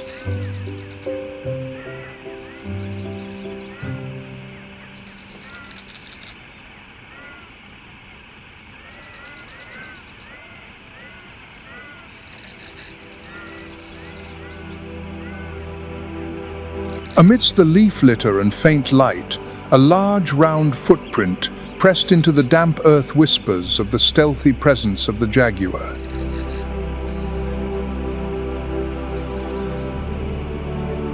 Originating from ancestors of the Felidae family that migrated from the Eurasian continent across the Bering Land Bridge during the Pleistocene, the jaguar has evolved and diversified to become the iconic big cat of the Americas.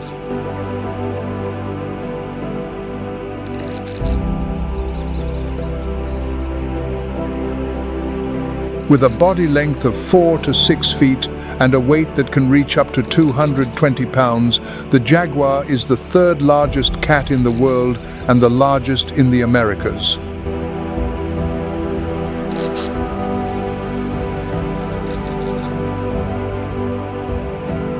Other great cats kill with a suffocating bite to the throat, but the jaguar is different. It is an echo of an older, more primal time.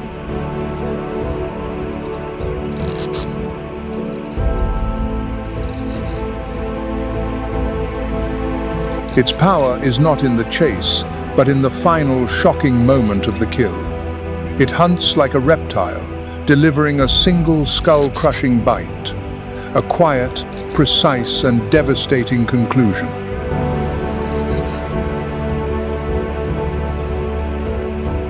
Unlike pursuit predators, the jaguar is a master of stalking.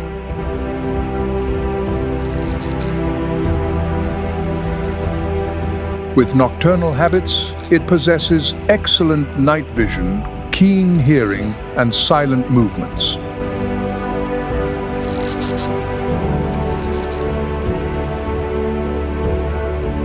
It is a skilled swimmer able to dive to hunt fish and does not hesitate to enter wetlands in search of food.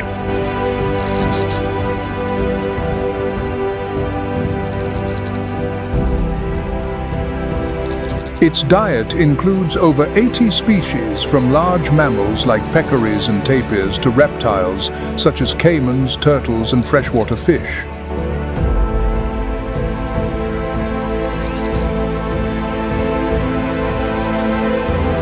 Beyond its role as a predator, the jaguar plays a crucial part in maintaining the forest's ecological structure.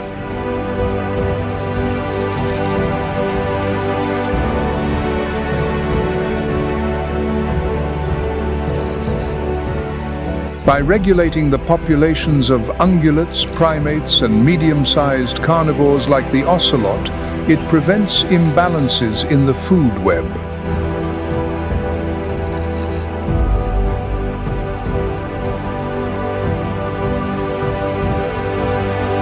A slow, almost imperceptible movement glides across the dark forest floor.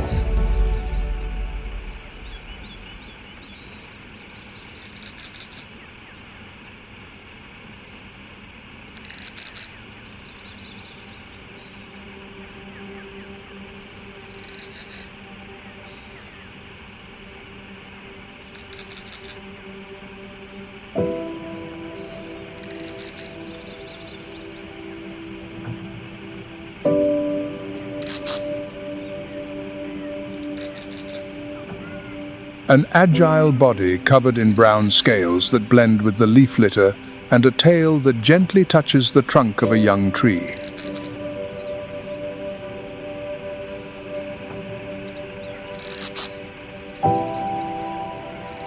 It is a boa constrictor, a native snake that has inhabited this land since the late Paleogene, more than 30 million years ago.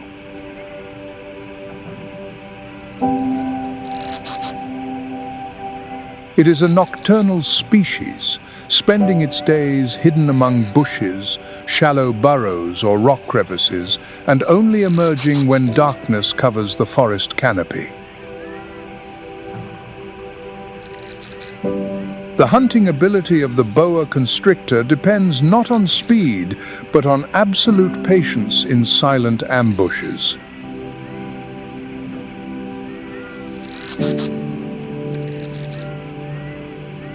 When a rodent, an opossum, or a bird comes too close, the first strike rarely misses.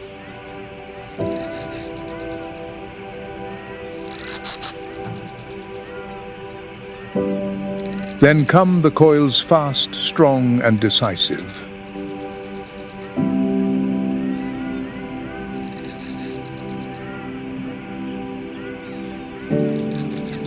The prey is then swallowed whole, beginning a digestive process that can last from 4 to 6 days, or even weeks if it is a large meal.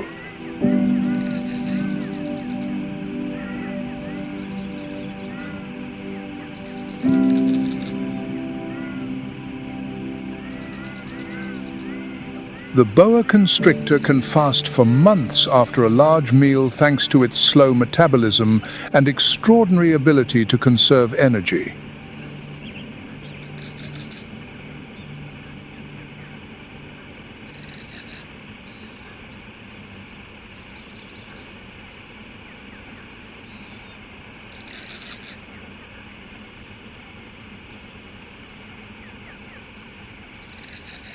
While creatures like the boa constrictor wait patiently in silent ambushes, the basilisk lizard chooses a different strategy.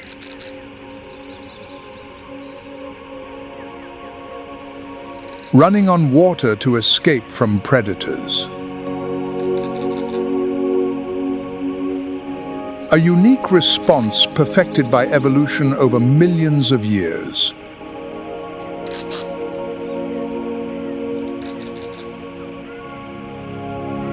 Thanks to long hind legs, stiff scales webbing between its toes, and a light body with a tail twice its length.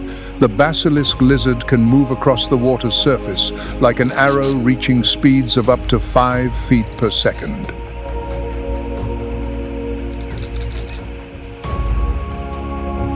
A biomechanical feat that no other reptile on Earth can replicate.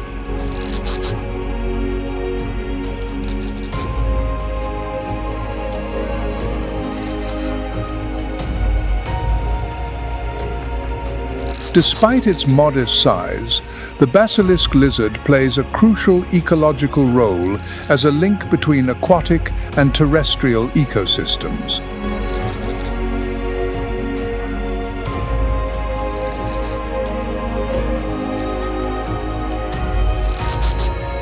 It has no territory or migration, but moves along streams to avoid danger or to find new feeding and breeding grounds after heavy rains.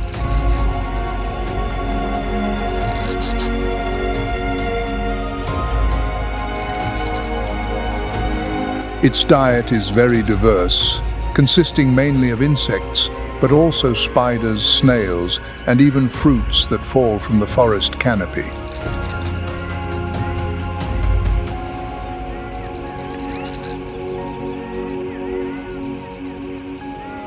But it is not just a hunter. The basilisk lizard is also often the prey of herons, birds of prey, snakes, and large fish.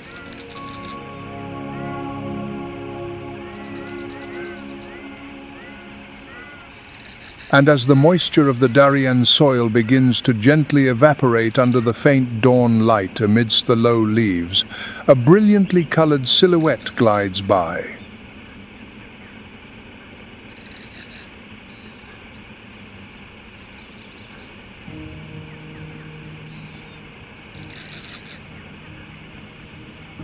The small but mesmerizing form of the poison dart frog, a member of the Dendrobatidae family, one of the smallest yet most striking creatures in the entire Central American rainforest ecosystem.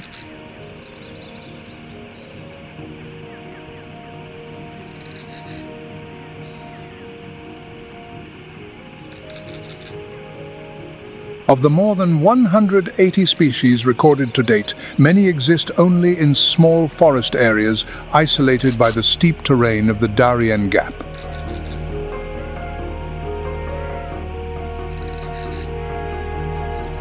Their diversity of colors is the result of millions of years of natural selection where color became a biological weapon, a visual warning to any predator: I am poisonous.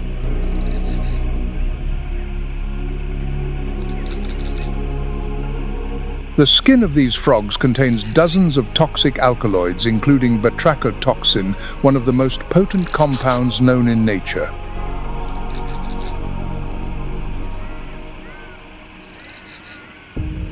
However, the ability to produce this toxin is not innate.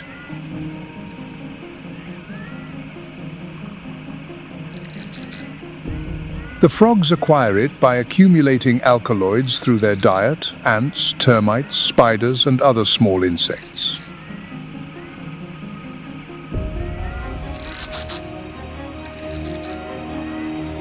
With its vibrant colors and deadly warning, the poison dart frog is a symbol of danger in the jungle.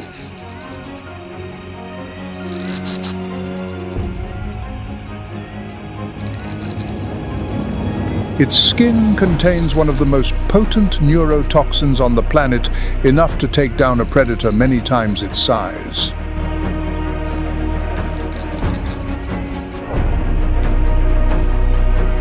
One would think that this frog is a mobile chemical factory producing its own ultimate weapon.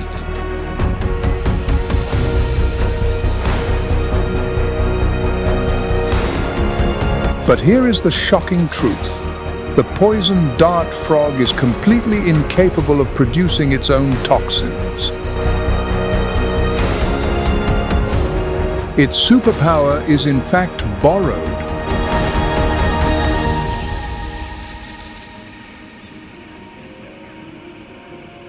The batrachotoxin is accumulated from its diet, primarily from species of ants, termites and tiny mites endemic to the Darien forest.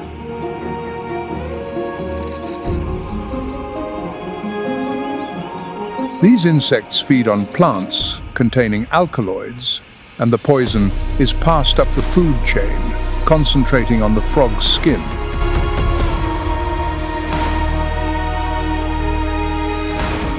This means that a poisoned dart frog raised in captivity and fed a different diet would be completely harmless. It is not the wielder of the weapon, but the armory.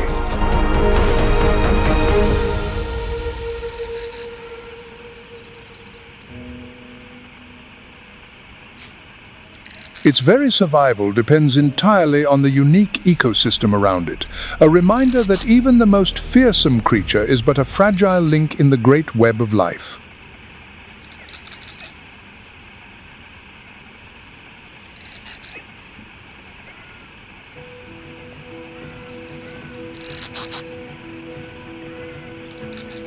A resounding call from high in the treetops reveals a vibrant and colorful world.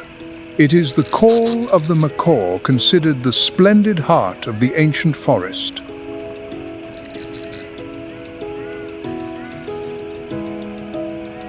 Through processes of geographical separation and biological selection, the genus Ara has given rise to distinct species like the scarlet macaw or the great green macaw.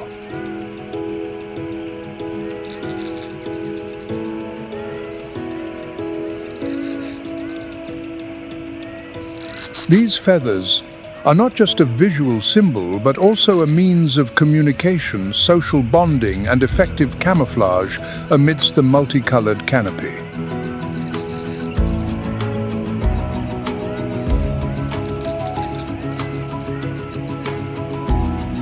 Macaws are not just expert flyers. They are also true architects of the canopy. They nest in the cavities of ancient trees at heights of over 65 feet.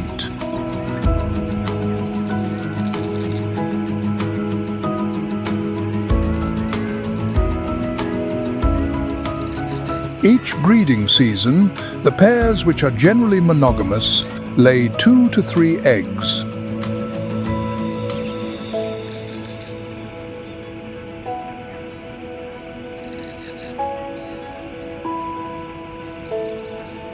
Afterward, they stay near their parents for almost a year. However, the average survival rate is only about 60%, and they do not reach reproductive age until 5 to 7 years old.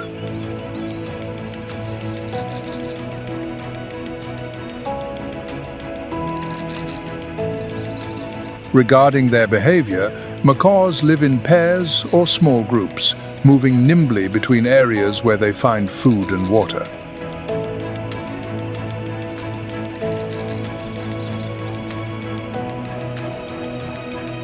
Although they do not migrate long distances, they can fly up to 62 miles in search of suitable fruits, nuts, and flowers.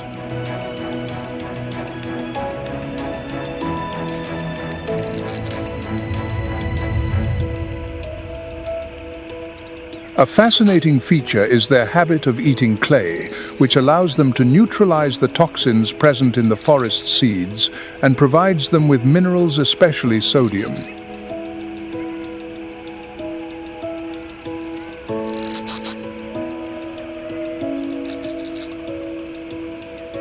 Besides their role as consumers, macaws play a crucial part in seed dispersal.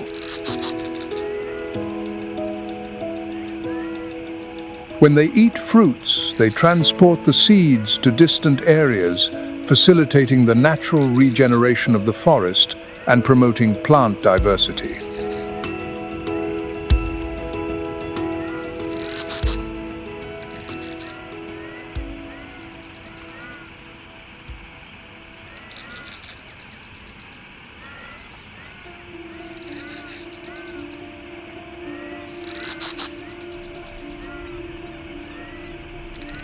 As the tropical rainforest recedes to the last patches of primary canopy, It leaves behind empty spaces, traces of old wounds that the Darien Gap is silently trying to heal.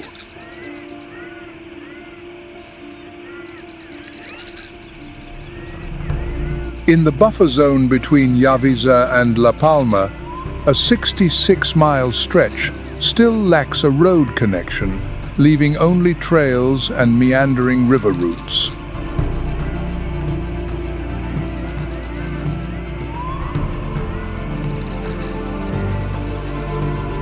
The transitional ecosystem between grasslands and secondary forests appears in a state of deep fragmentation.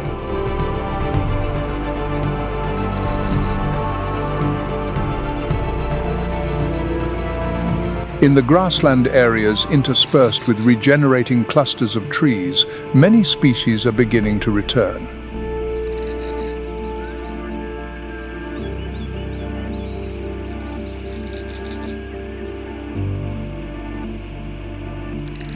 Every May, when the rainy season returns, the Return to the Land Festival is held at hotspots that were once burned and deforested.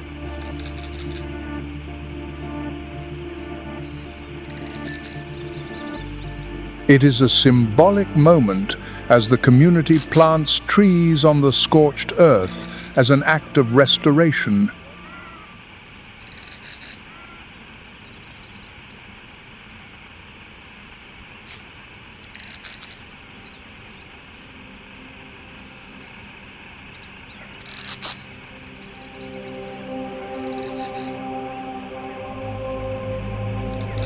The red, moist earth is gently tilled in the middle of the night, not by rain or monsoons, but by the strong front legs of a small creature with a hard shell on its back.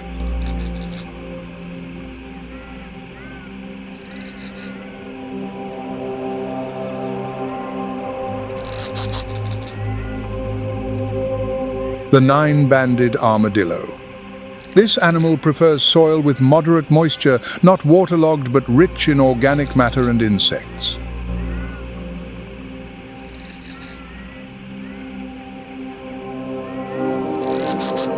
Deep, dark burrows with stable humidity are where the armadillo spends most of its day conserving energy until its nocturnal activities begin.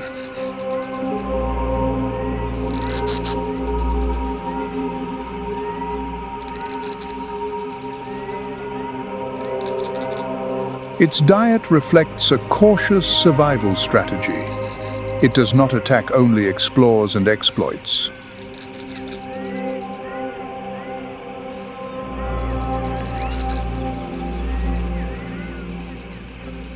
It uses its highly developed sense of smell and strong claws to dig and find prey underground.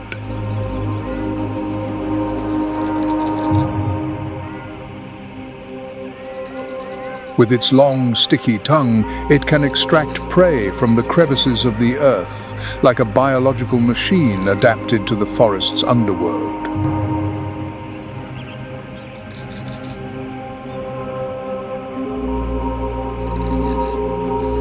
When it feels threatened, it quickly flees, diving into a nearby burrow or leaping vertically up to 1 foot to avoid attacks from above.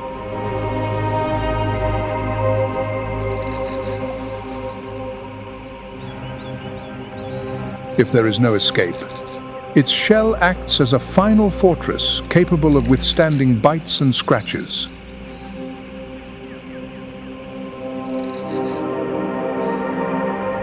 With its solitary habits, high adaptability, and little dependence on seasons, the armadillo has a remarkable resilience to environmental changes.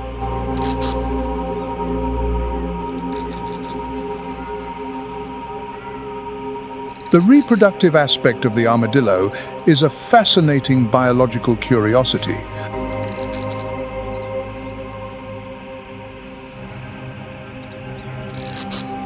After mating, the fertilized egg does not develop immediately, but remains in a latent state in the uterus until environmental conditions are optimal.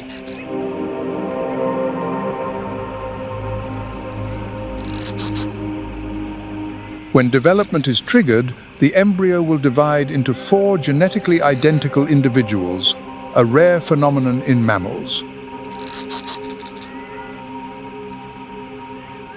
Although it is not a prominent species, the armadillo plays a crucial role in the ecosystem. By digging it aerates the soil, improves drainage, and creates conditions for young plants to grow.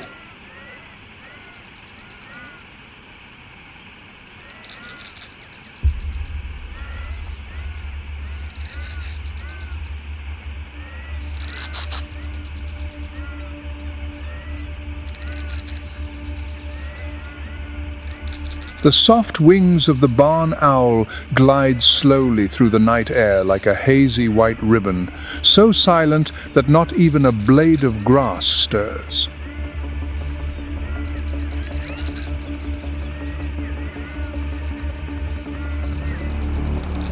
No sound, no warning, a night of hunting begins, extending the evolutionary journey of one of the most ancient birds of prey.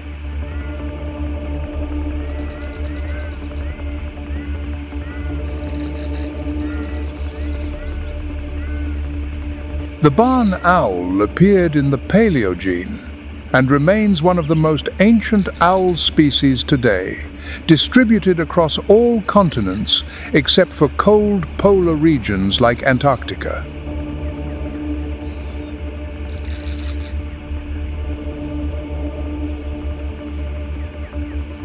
This bird of prey possesses an extremely accurate sound localization ability thanks to its heart-shaped facial disc that acts as a directional microphone.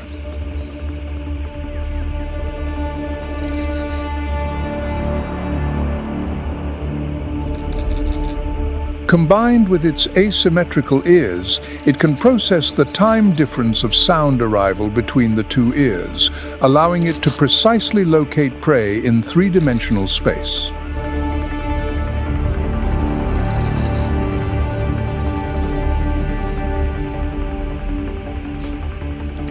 While hunting, the barn owl flies with a slow silence thanks to its wingspan and a closed-edge feather structure that minimizes air turbulence.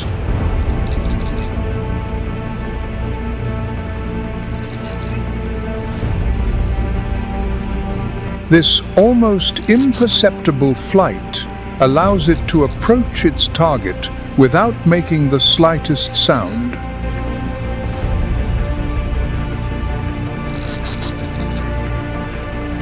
It hunts alone at night, using its vision adapted to low light and its keen hearing to snatch prey with a precise talon strike.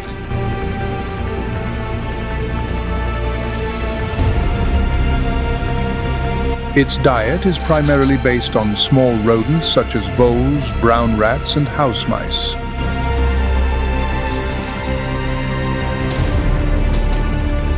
An adult individual can consume 2 to 4 of these animals per night, equivalent to 20 to 25% of its body weight.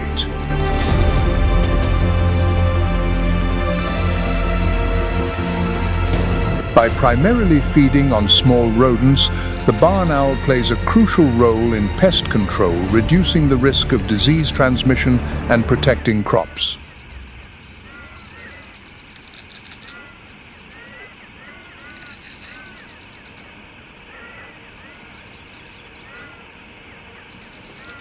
While the arid tropical forests recede on the western slopes of Darien, the swamp and floodplain forests emerge in constant motion.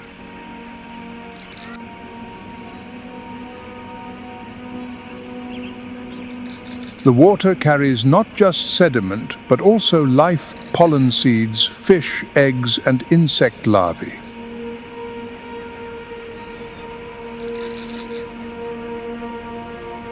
In these lands, water is a second atmosphere, an essential source of life, reminiscent of the sacred river in Genesis that nurtured the whole earth.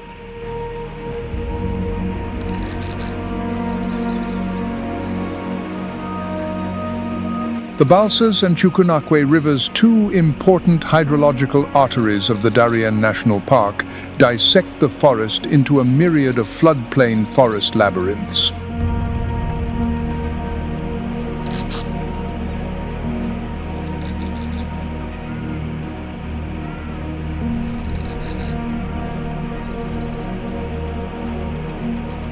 Amidst that silent flow, the river's surface becomes a stage where shadow and light merge.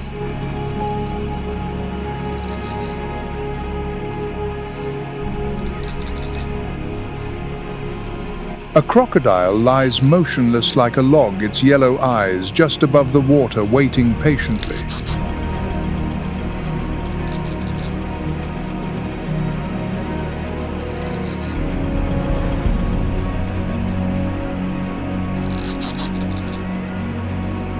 It doesn't need to move much. It just needs a moment.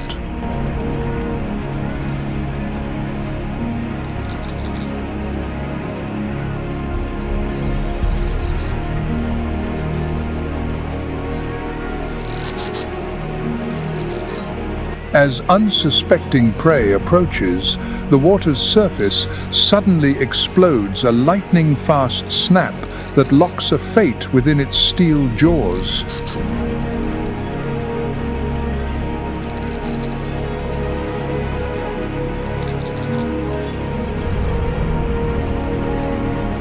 To the south of Darien, on the border with Colombia, the Atrato River Delta opens up like a vast exhalation of the earth.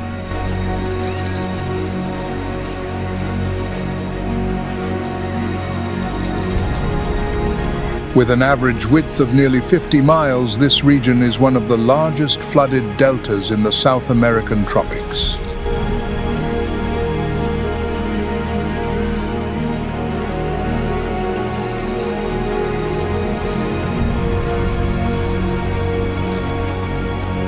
Each flood season is also a time of rituals.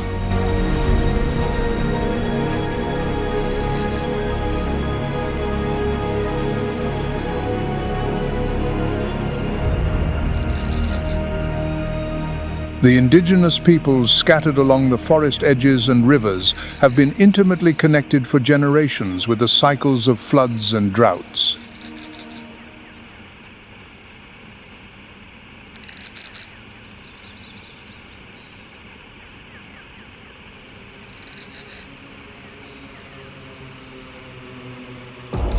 A majestic yet harsh natural tableau of swampy and dense lands is revealed through the survival journey of a mysterious reptile.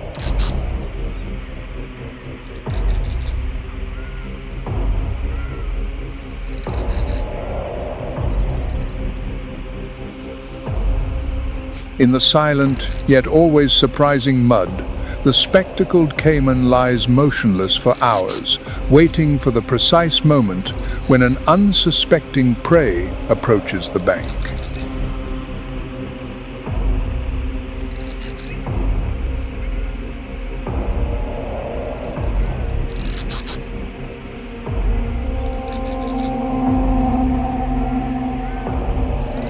The first traces of this species date back to the Pleistocene, and since then the spectacled caiman has existed as one of the most ancient reptiles in the evolutionary line of caimanini.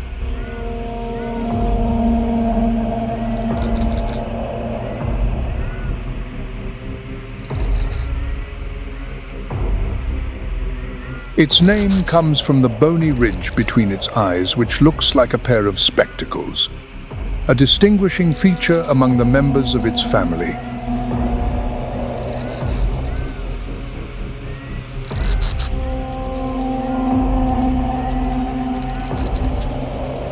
With a body length of 4 to 8 feet and a weight of 15 to 128 pounds, its body is compact, robust, and perfectly adapted to a silent life among the wetlands.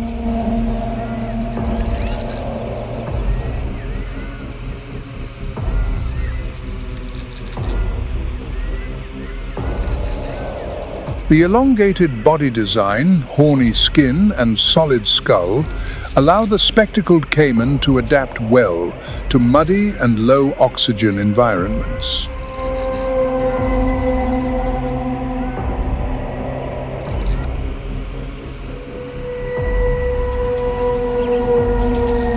Its diet is relatively diverse, although it specializes in small aquatic creatures such as fish, shrimp, crabs, and occasionally small mammals, water birds, their young and seasonal fruits.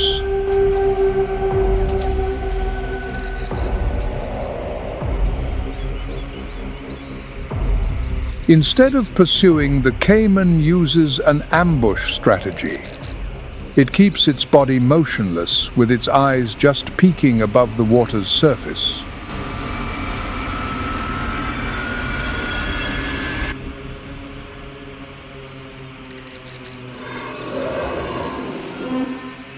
Ecologically, the spectacled caiman plays a crucial role regulating the populations of small fish, eliminating weak or sick individuals, and thereby contributing to the health of the aquatic ecosystem.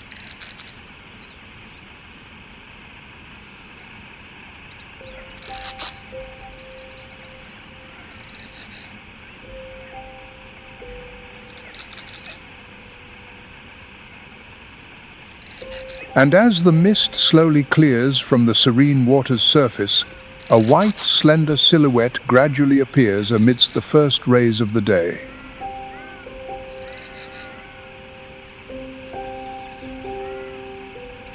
The great egret emerges and conceals itself like an ethereal presence.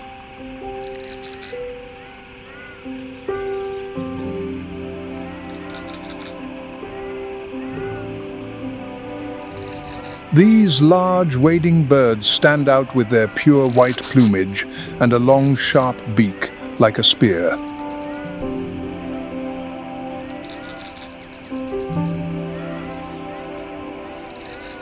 Unlike other birds that hunt by pursuit or diving from the air, the great egret uses a strategy of motionless stalking.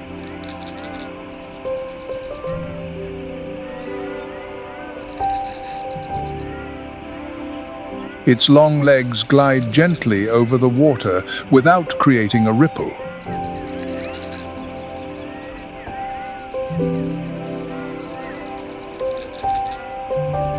While its gaze, cold and precise as a spear, pierces the surface of the wetland's water.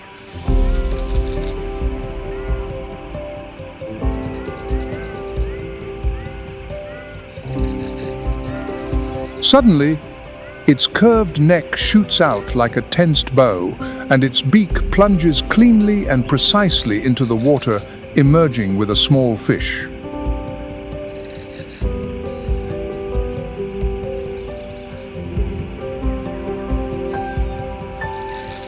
During the breeding season, when the water level rises and terrestrial predators are isolated, the great egret and its kin build their nests on floating bushes scattered like white fortresses in a sea of dark water.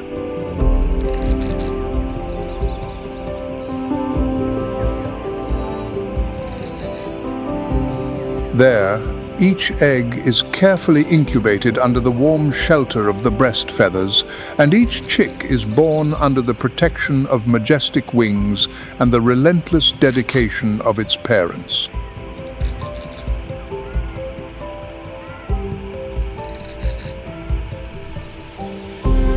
They do not stay long, only a few weeks. But in that short time, the new life receives its first essential lessons: observation, patience, and waiting.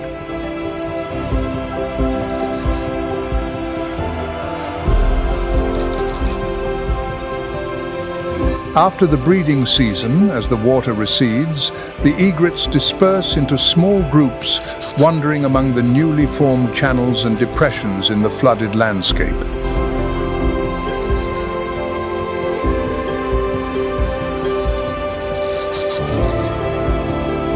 Without a fixed territory, without clinging to a single piece of land, they move in search of currents where prey is still abundant.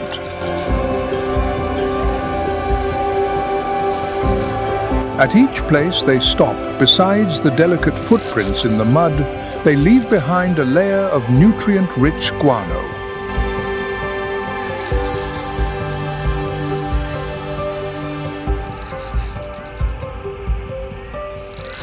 An unintentional but effective contribution, fertilizing the soil and providing minerals to the understory.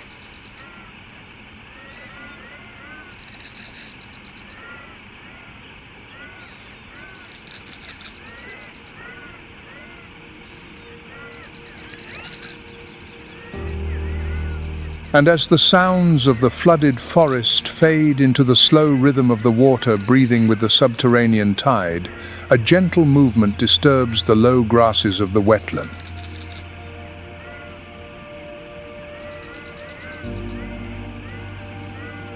It is not the attack of a predator, nor the flapping of a waterbird's wings.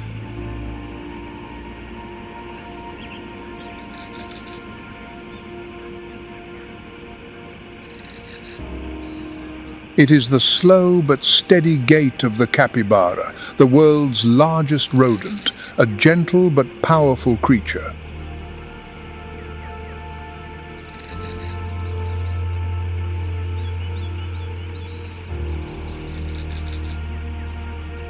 Its rounded body, flat snout, calm gaze, short legs and shaggy dark brown fur make it an inseparable part of the floodplain forest landscape.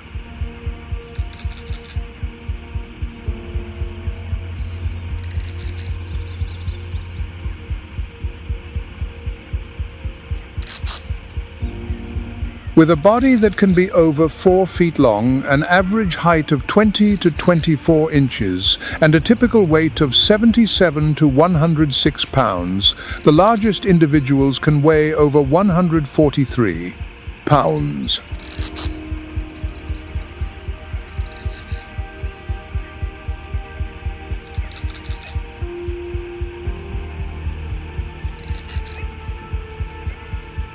The capybara is a biological marvel, optimizing its shape for movement in water, reproducing in herds, and adapting to an environment marked by seasonal floods.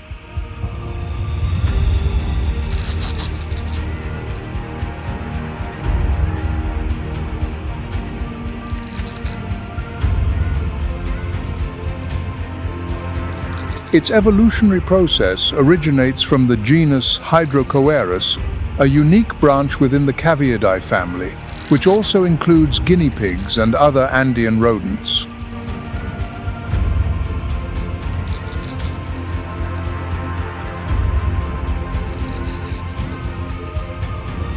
Unlike its close relatives like the rock cavies, which live in the arid regions of South America, the capybara has chosen a different path, embracing the water, living in herds, and developing skills like diving and swimming.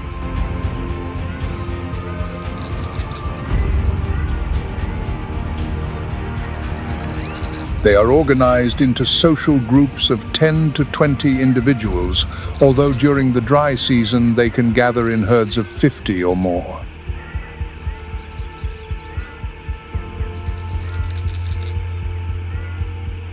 They do not wander aimlessly.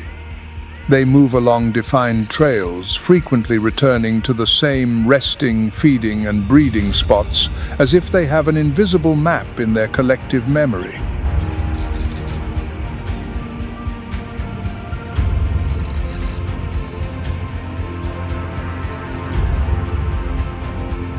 Their diet is almost entirely herbivorous.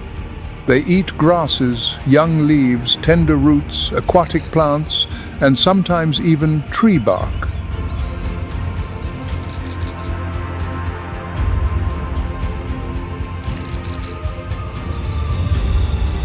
But their uniqueness lies in their digestive system.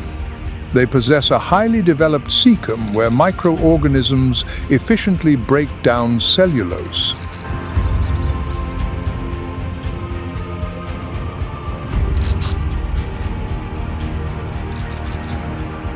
To maximize nutrient absorption, they practice coprophagy, the eating of their own feces.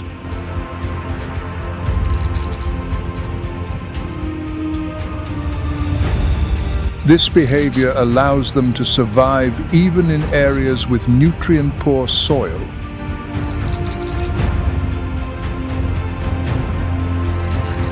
The capybara, with its gentle appearance and calm nature, is a strangely sociable creature.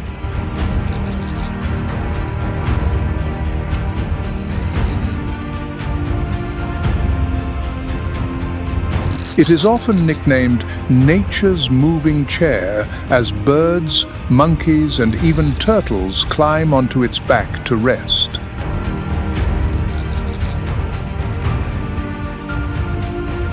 But its most bizarre title comes not from the natural world, but from the Vatican.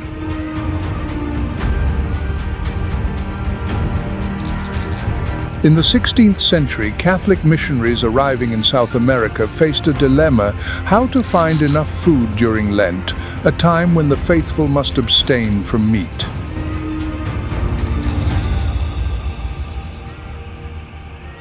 With its semi-aquatic lifestyle, spending much of its time submerged in water, the capybara gave the missionaries a bold idea.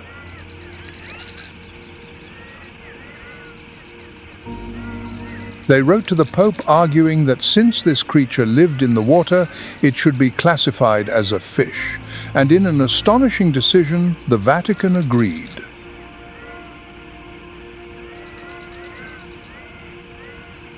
The papal decree allowed the consumption of capybara meat during Lent.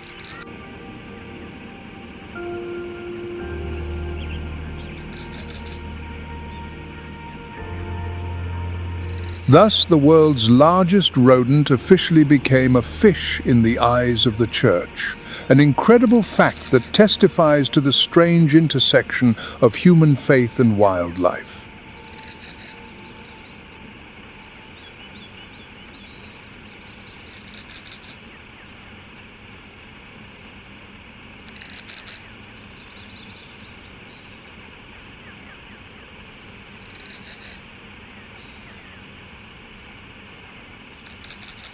Where the mangrove forests stretch out to the open ocean, where the canopy intertwines with the brackish tide, a coastal ecosystem silently withstands the violent shocks of nature and human activities.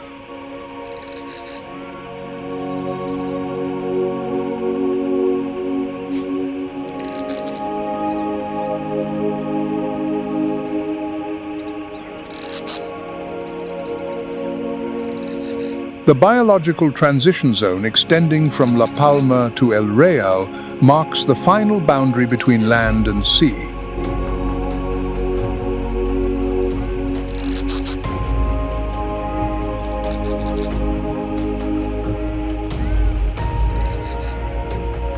Here, life is constantly being reshaped after every wave, after every tide.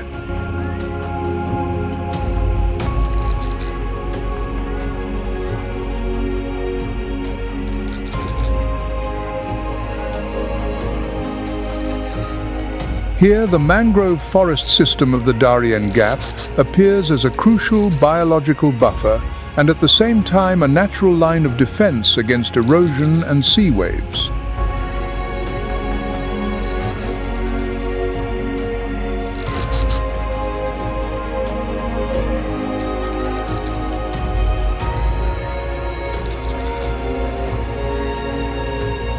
This ecosystem is mainly composed of 3 plant species: red, black, and white mangroves.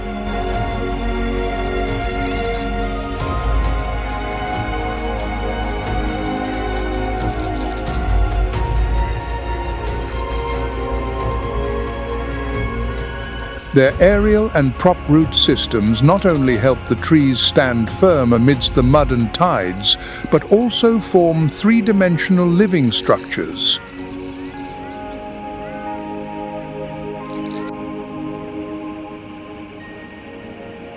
As fresh water from upstream rivers carries sediment and nutrients, the estuary gradually transforms.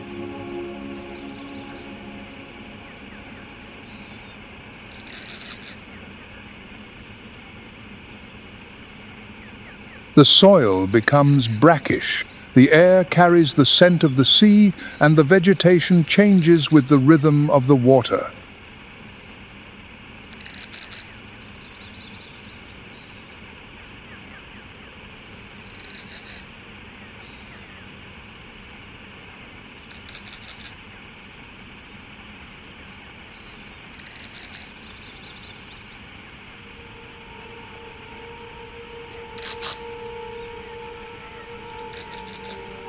In that seemingly silent moment, a small mudskipper with its protruding eyes and anxious hopping suddenly breaks the quiet of the soft ground.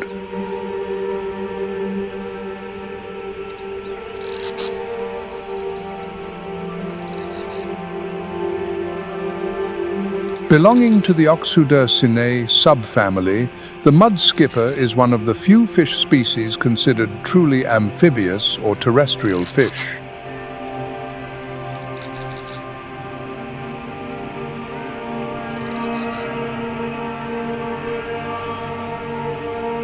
Its elongated cylindrical body is 4 to 8 inches long depending on the species, and its protruding eyes, similar to small periscopes, allow it to have three-dimensional vision.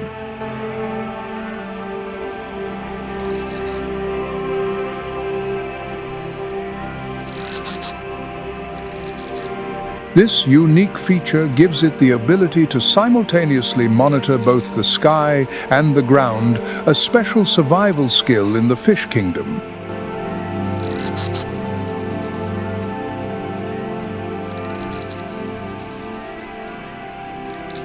When the tide recedes, leaving behind cracked mudflats and shallow pools, the mudskipper's most active period begins.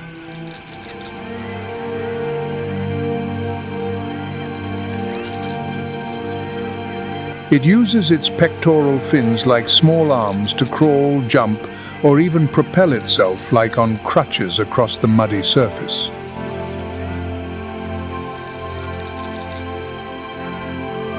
A burrow is an indispensable refuge. Each individual digs a tunnel 1.5 to 5 feet deep in the mud.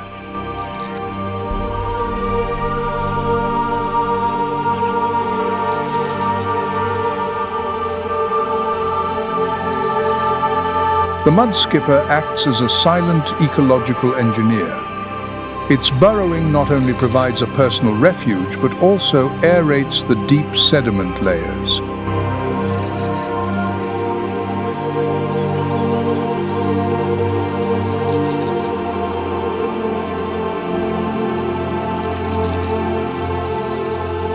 Its hunting ability is not inferior to other aquatic predatory fish.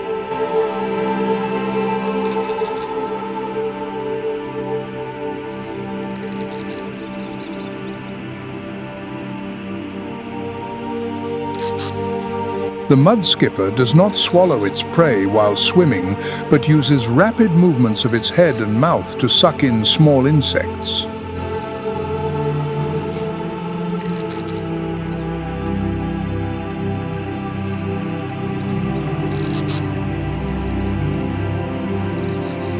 In turn, it is also the prey of water birds, large crabs, sea snakes, and larger predatory fish, making it a crucial link between the micro levels and the higher trophic levels.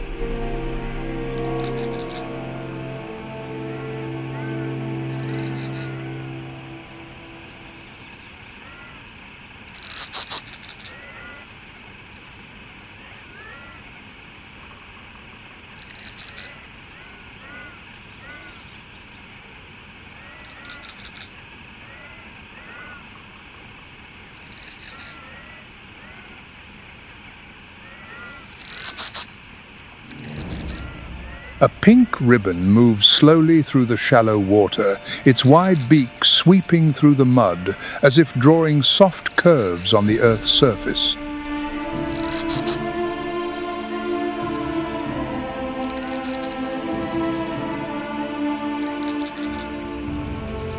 The roseate spoonbill, a silent creature with a delicate appearance and vibrant colors, is a biological structure perfected over millions of years of evolution.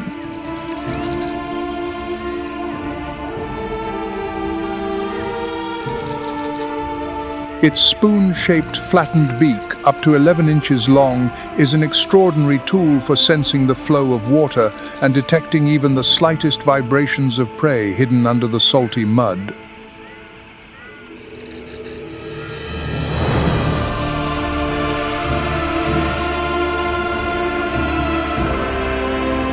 With a body length of 28 to 34 inches, a weight of 2.6 to 3 pounds, and a wingspan of up to 4 feet, this bird is large enough to glide over the swamps.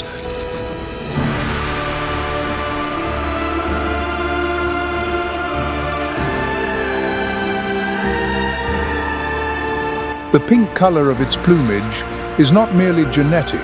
It is the result of a diet rich in carotenoids absorbed through shrimp crabs and other small crustaceans.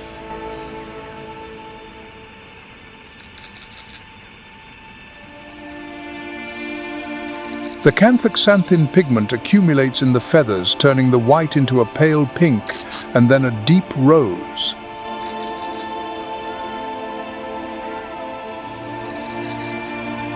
That color is not just for beauty. It is also a language of communication during the breeding season, a tangible proof of good health and vitality.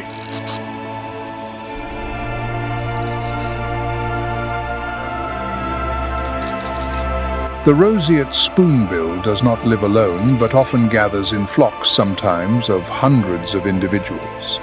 It primarily feeds at dawn or dusk.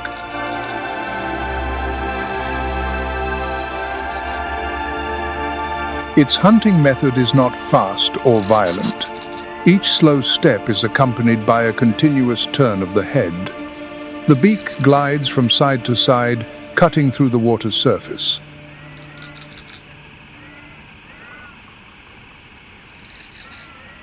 When the beak touches a small fish, a shrimp, or an insect, a neural reflex immediately causes it to snap shut in a fraction of a second.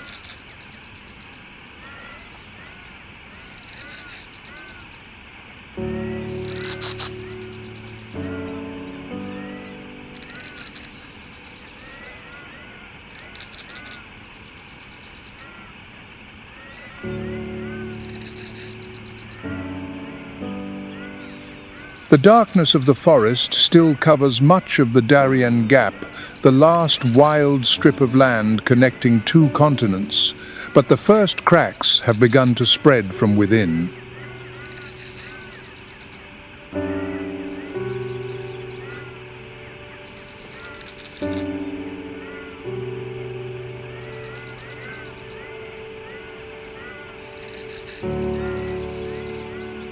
Satellite imagery from Global Forest Watch reveals that the area of primary forest in this region has again decreased alarmingly after years of relative stability.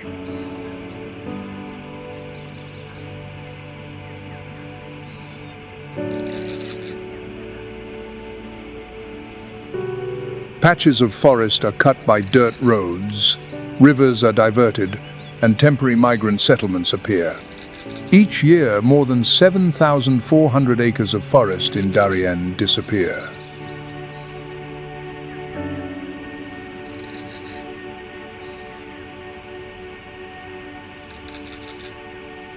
Much of it is converted to agricultural land or for illegal logging and gold mining.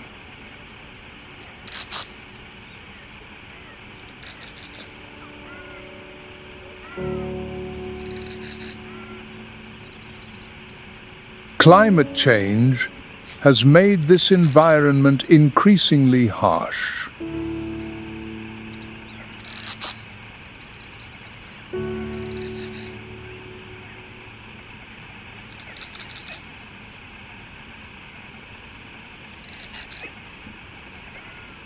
Heat waves reach temperatures of 95 degrees Fahrenheit, drying up streams and cutting off the natural flow of water.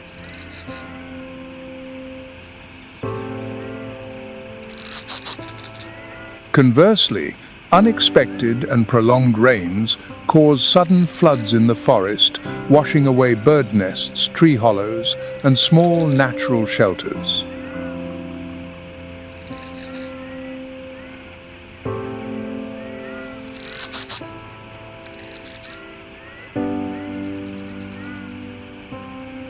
At the same time, Darien has become a gateway for an unprecedented human migration.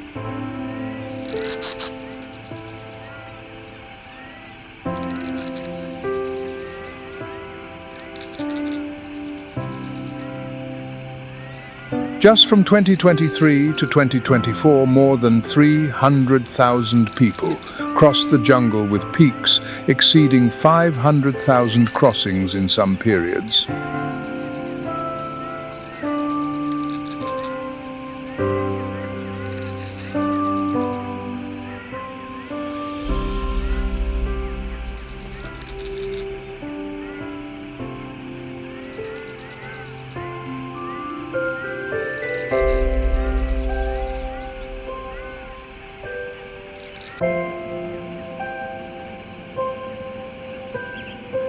And that does not even include the invisible and indirect impacts.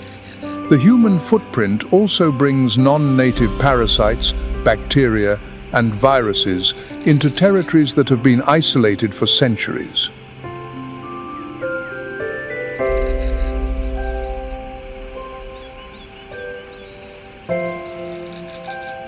Even more serious is the direct discharge of mercury into the rivers during gold mining.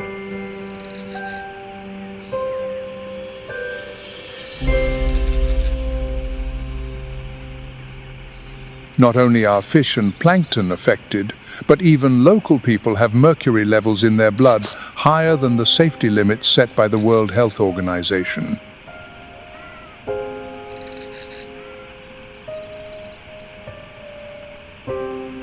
For every gram of gold extracted, several grams of life are lost from the roots of the forest to the bottom of the rivers.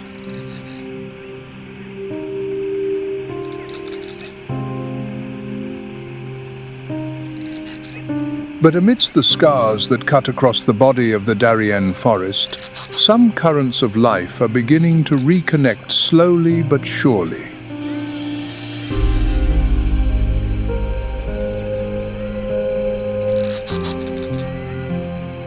Since 2023, conservation groups have implemented the smart monitoring system in the Darien National Park, combining satellite technology and specialized software.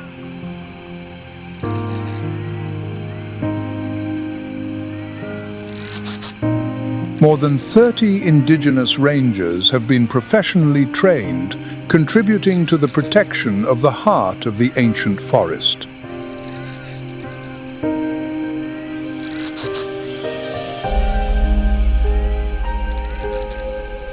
On the ground, a campaign to reforest 12,000 acres is beginning to restore the once fragmented ecological corridors, allowing species like the jaguar or the Central American tapir to recover their migration routes.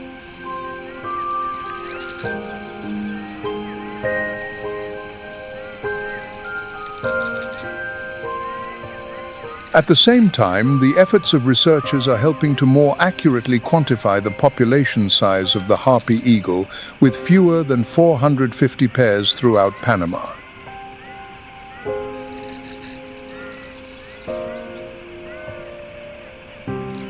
Meanwhile, cooperative programs between Panama, Colombia, and the United States have established safe mobility offices, providing legal migration routes and reducing the direct pressure on the forest.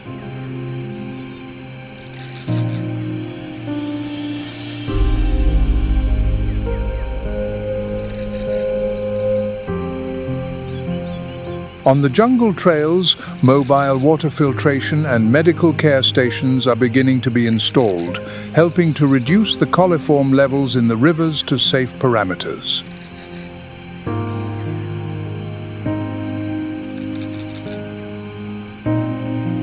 Although Darien has not yet healed, the first stitches have appeared, as if the hand of creation is still silently mending the torn fabric of the forest.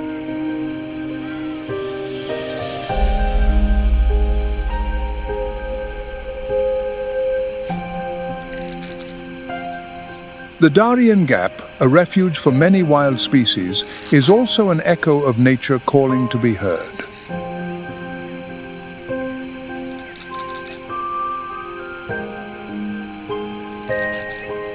Conserving this place cannot be the task of just a few organizations.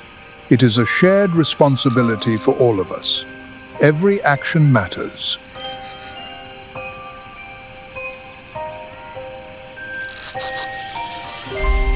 Minimizing waste, supporting conservation programs, sharing knowledge, all contribute to preserving the life of these forests and their creatures.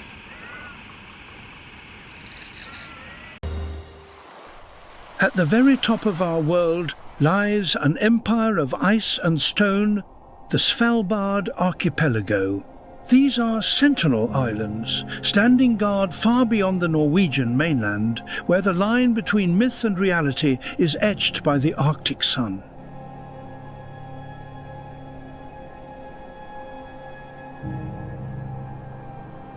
This is the image that comes to mind for many when they think of the Arctic.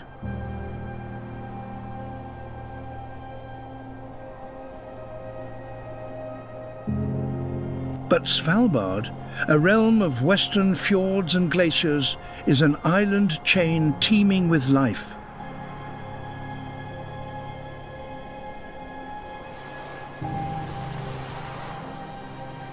A female walrus has migrated north following the sea ice on which her life depends.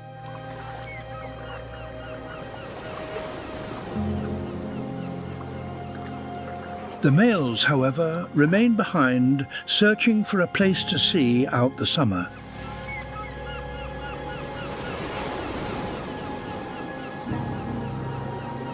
Yet, to remain in Svalbard has its drawbacks.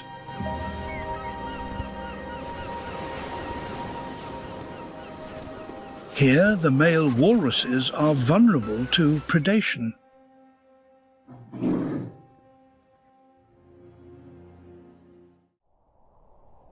For the undisputed lord of this frozen realm, a kill is more than a meal. It is a declaration of survival. A brief, brutal reign has ended in a feast, and the victor will consume a staggering fifth of its own body weight fuel for the relentless hunt that must inevitably follow.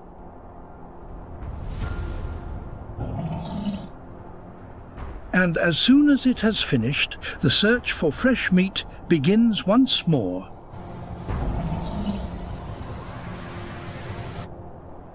It can slip into the freezing water with astonishing speed and silence. So the walruses have good reason to be anxious when a polar bear is near. They have just one consolation.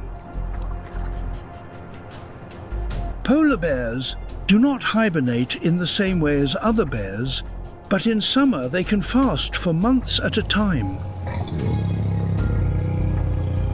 The polar bear is the embodiment of patience, capable of waiting for hours in the biting wind for the perfect moment to strike. Though a formidable predator, it wages a constant battle for survival in this harsh, frozen world. This is how summer unfolds on Norway's northernmost frontier. But travelling south takes one deeper into an Arctic that is larger than you might imagine.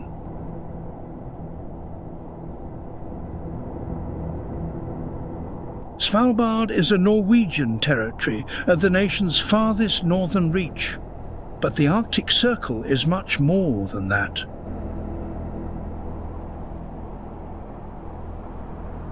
It is an invisible line that encircles the top of the Earth at a latitude of 66 degrees 33 minutes north. Around 160,000 Atlantic puffins spend a 2-month holiday here each year.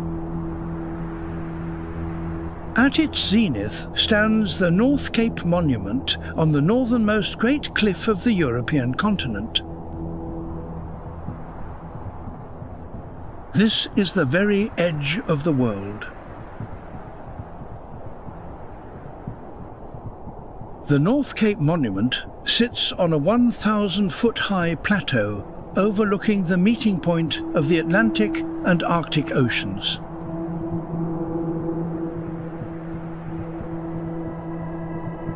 Everywhere within the Arctic Circle experiences at least 1 month of complete darkness, but in February the light returns. And now the northern fringe of the Scandinavian mainland is revealed. In the southern parts of the Arctic spring has melted the ice on the mountain peaks.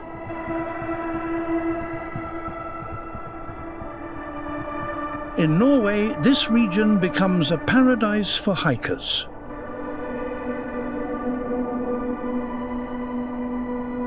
These are the Lofoten Islands, a chain of several hundred remote isles. Their north-facing cliffs provide a summer refuge for one of the Arctic's most curious creatures. The Scandinavian portion stretches for nearly 250 miles. Summer is the season for mating. Once they find a partner, they nest in rock crevices and hollows between boulders. And of course, they feast on fish,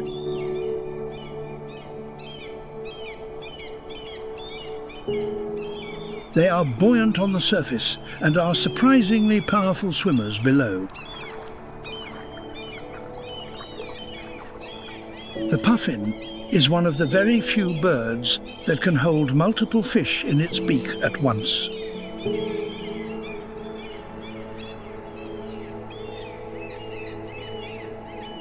A rough tongue holds the prey fast, allowing it to carry a fresh catch back to its young.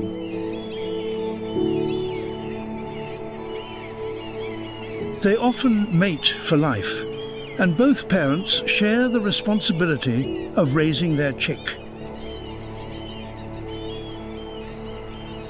One might mistake them for colourful jesters from the Southern Ocean, their distant penguin cousins. But these are creatures born entirely of the north, their brilliant livery, a fleeting gift painted by the brief, intense Arctic summer.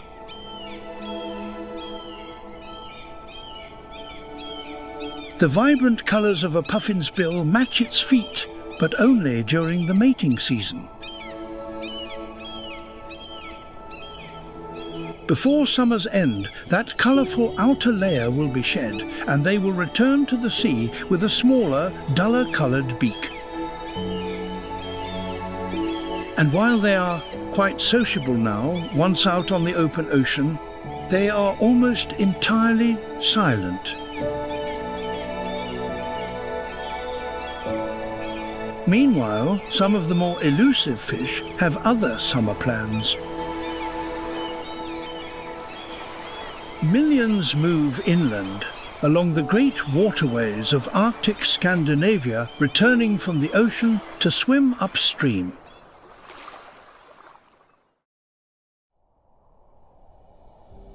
There are no grand shelters for the Arctic's wildlife.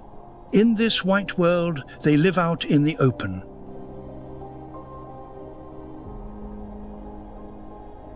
A disciplined herd of reindeer is making its way north as summer draws to a close.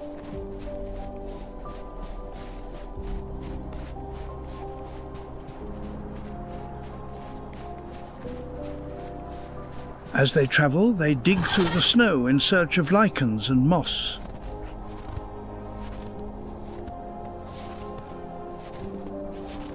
The sun may appear to be setting, but here, in early autumn, this is the middle of the day.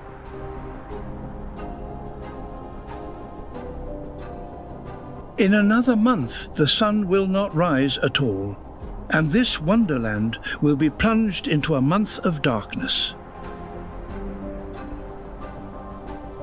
The lynx seems to welcome the first dustings of snow. As the land surrenders to winter's first soft embrace, a ghost of the forest appears. This is the lynx, a creature seemingly sculpted by the season itself. Its long legs and paws like snowshoes grant it a silent, weightless grace over the deepest drifts.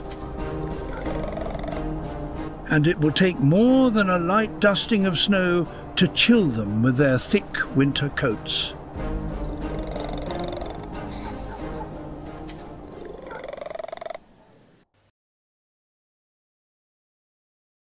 With its dense fur, large paws, and distinctive black tufted ears, the Eurasian lynx is a master of concealment in the snowy forests.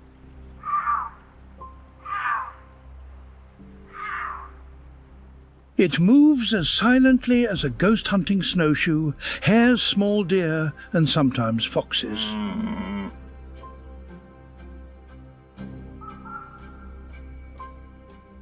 At around 2 months of age, lynx kittens begin to leave the den, learning to walk and familiarize themselves with their surroundings.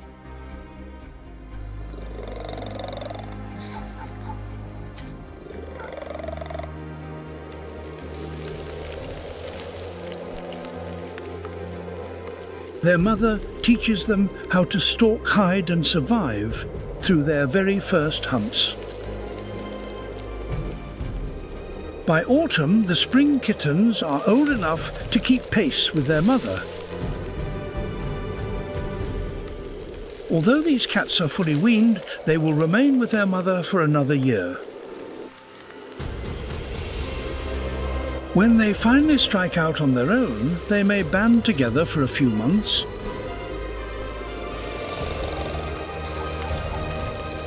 They work cooperatively across the Arctic landscape and will even climb to the treetops.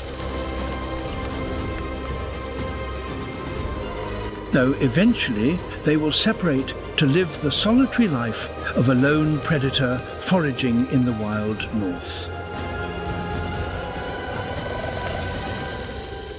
If they become skilled hunters, they have plenty of options on the menu.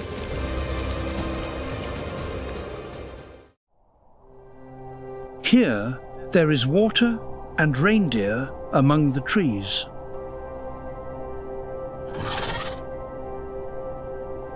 In summer, the choice is easy, but now they must search farther for new places to rest or feed.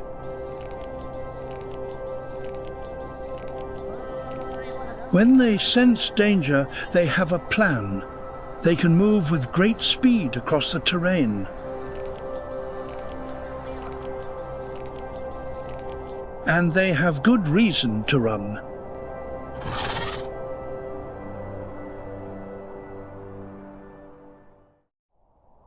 Not far behind, a small pack of grey wolves. The wolf is the second largest predator in Western Europe. They move like grey shadows through the frozen wilderness. The pack's sharp, cold eyes watch their prey, missing not a single movement.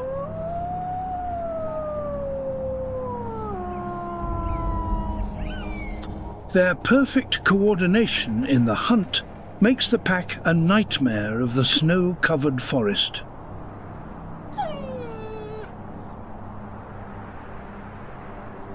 Only the bear is larger. A pack can be truly formidable. Wolves can easily cover 12 miles in a single day. And the reindeer have made it easier for them by leaving a trail in the snow. This moose cow and her year-old calf are foraging within the Norwegian Arctic Circle.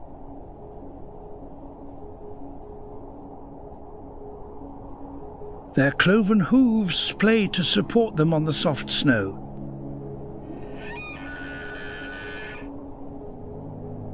These long legs help them to navigate the treacherous terrain.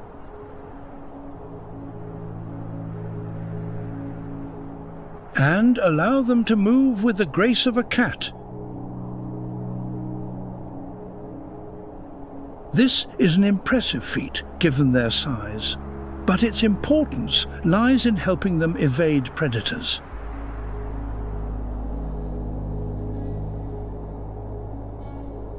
Summer has passed and the pastures are buried, but there is still plenty of light. And there is still plenty to eat.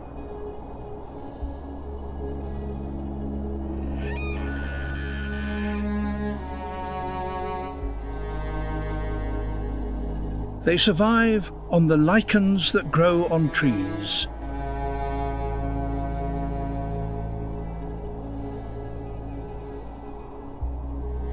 If they can, they will also stretch their powerful necks to grasp at pine needles.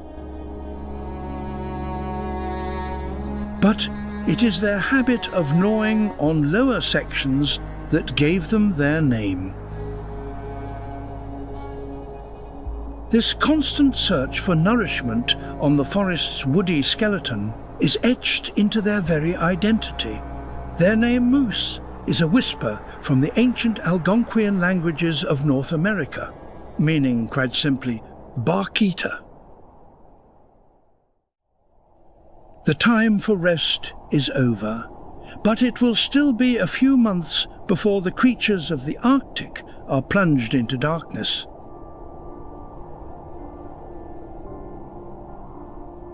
They must make use of what little light remains.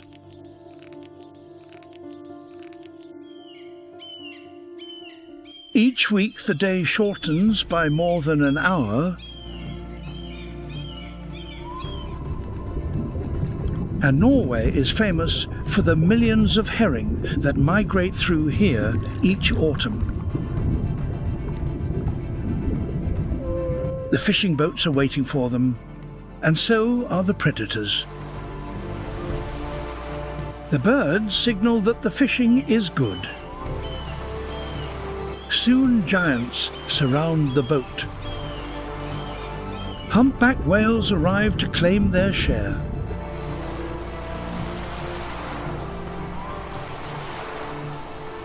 The fishermen tighten their nets to haul in their catch. But some of the herring will inevitably escape, and the humpbacks are there to snatch them up.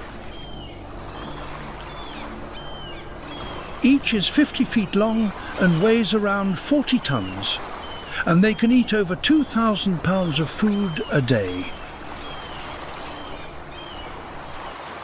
While the rest of Scandinavia is sheltering, preparing for winter and its darkness, the sea is still a place where you can find a substantial meal.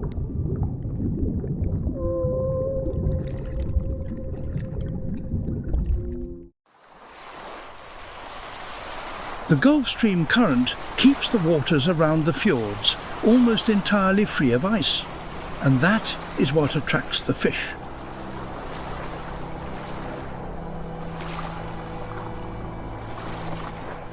The largest fish come to the lower regions of the Arctic in winter.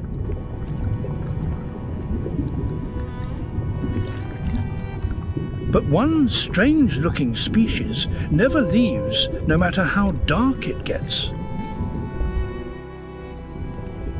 The Atlantic wolffish. It has the appearance of an eel with a long fin that runs the length of its back. But its true magic lies within. The wolffish secretes a natural antifreeze into its blood so that it can live in the frigid Arctic all year round. This is one of the few fish in which both parents care for the eggs. They stand guard for several months until the eggs hatch. With all this colour, it is hard to believe that up above darkness has reigned for more than 2 months. Except perhaps for the occasional fleeting glow of the aurora borealis.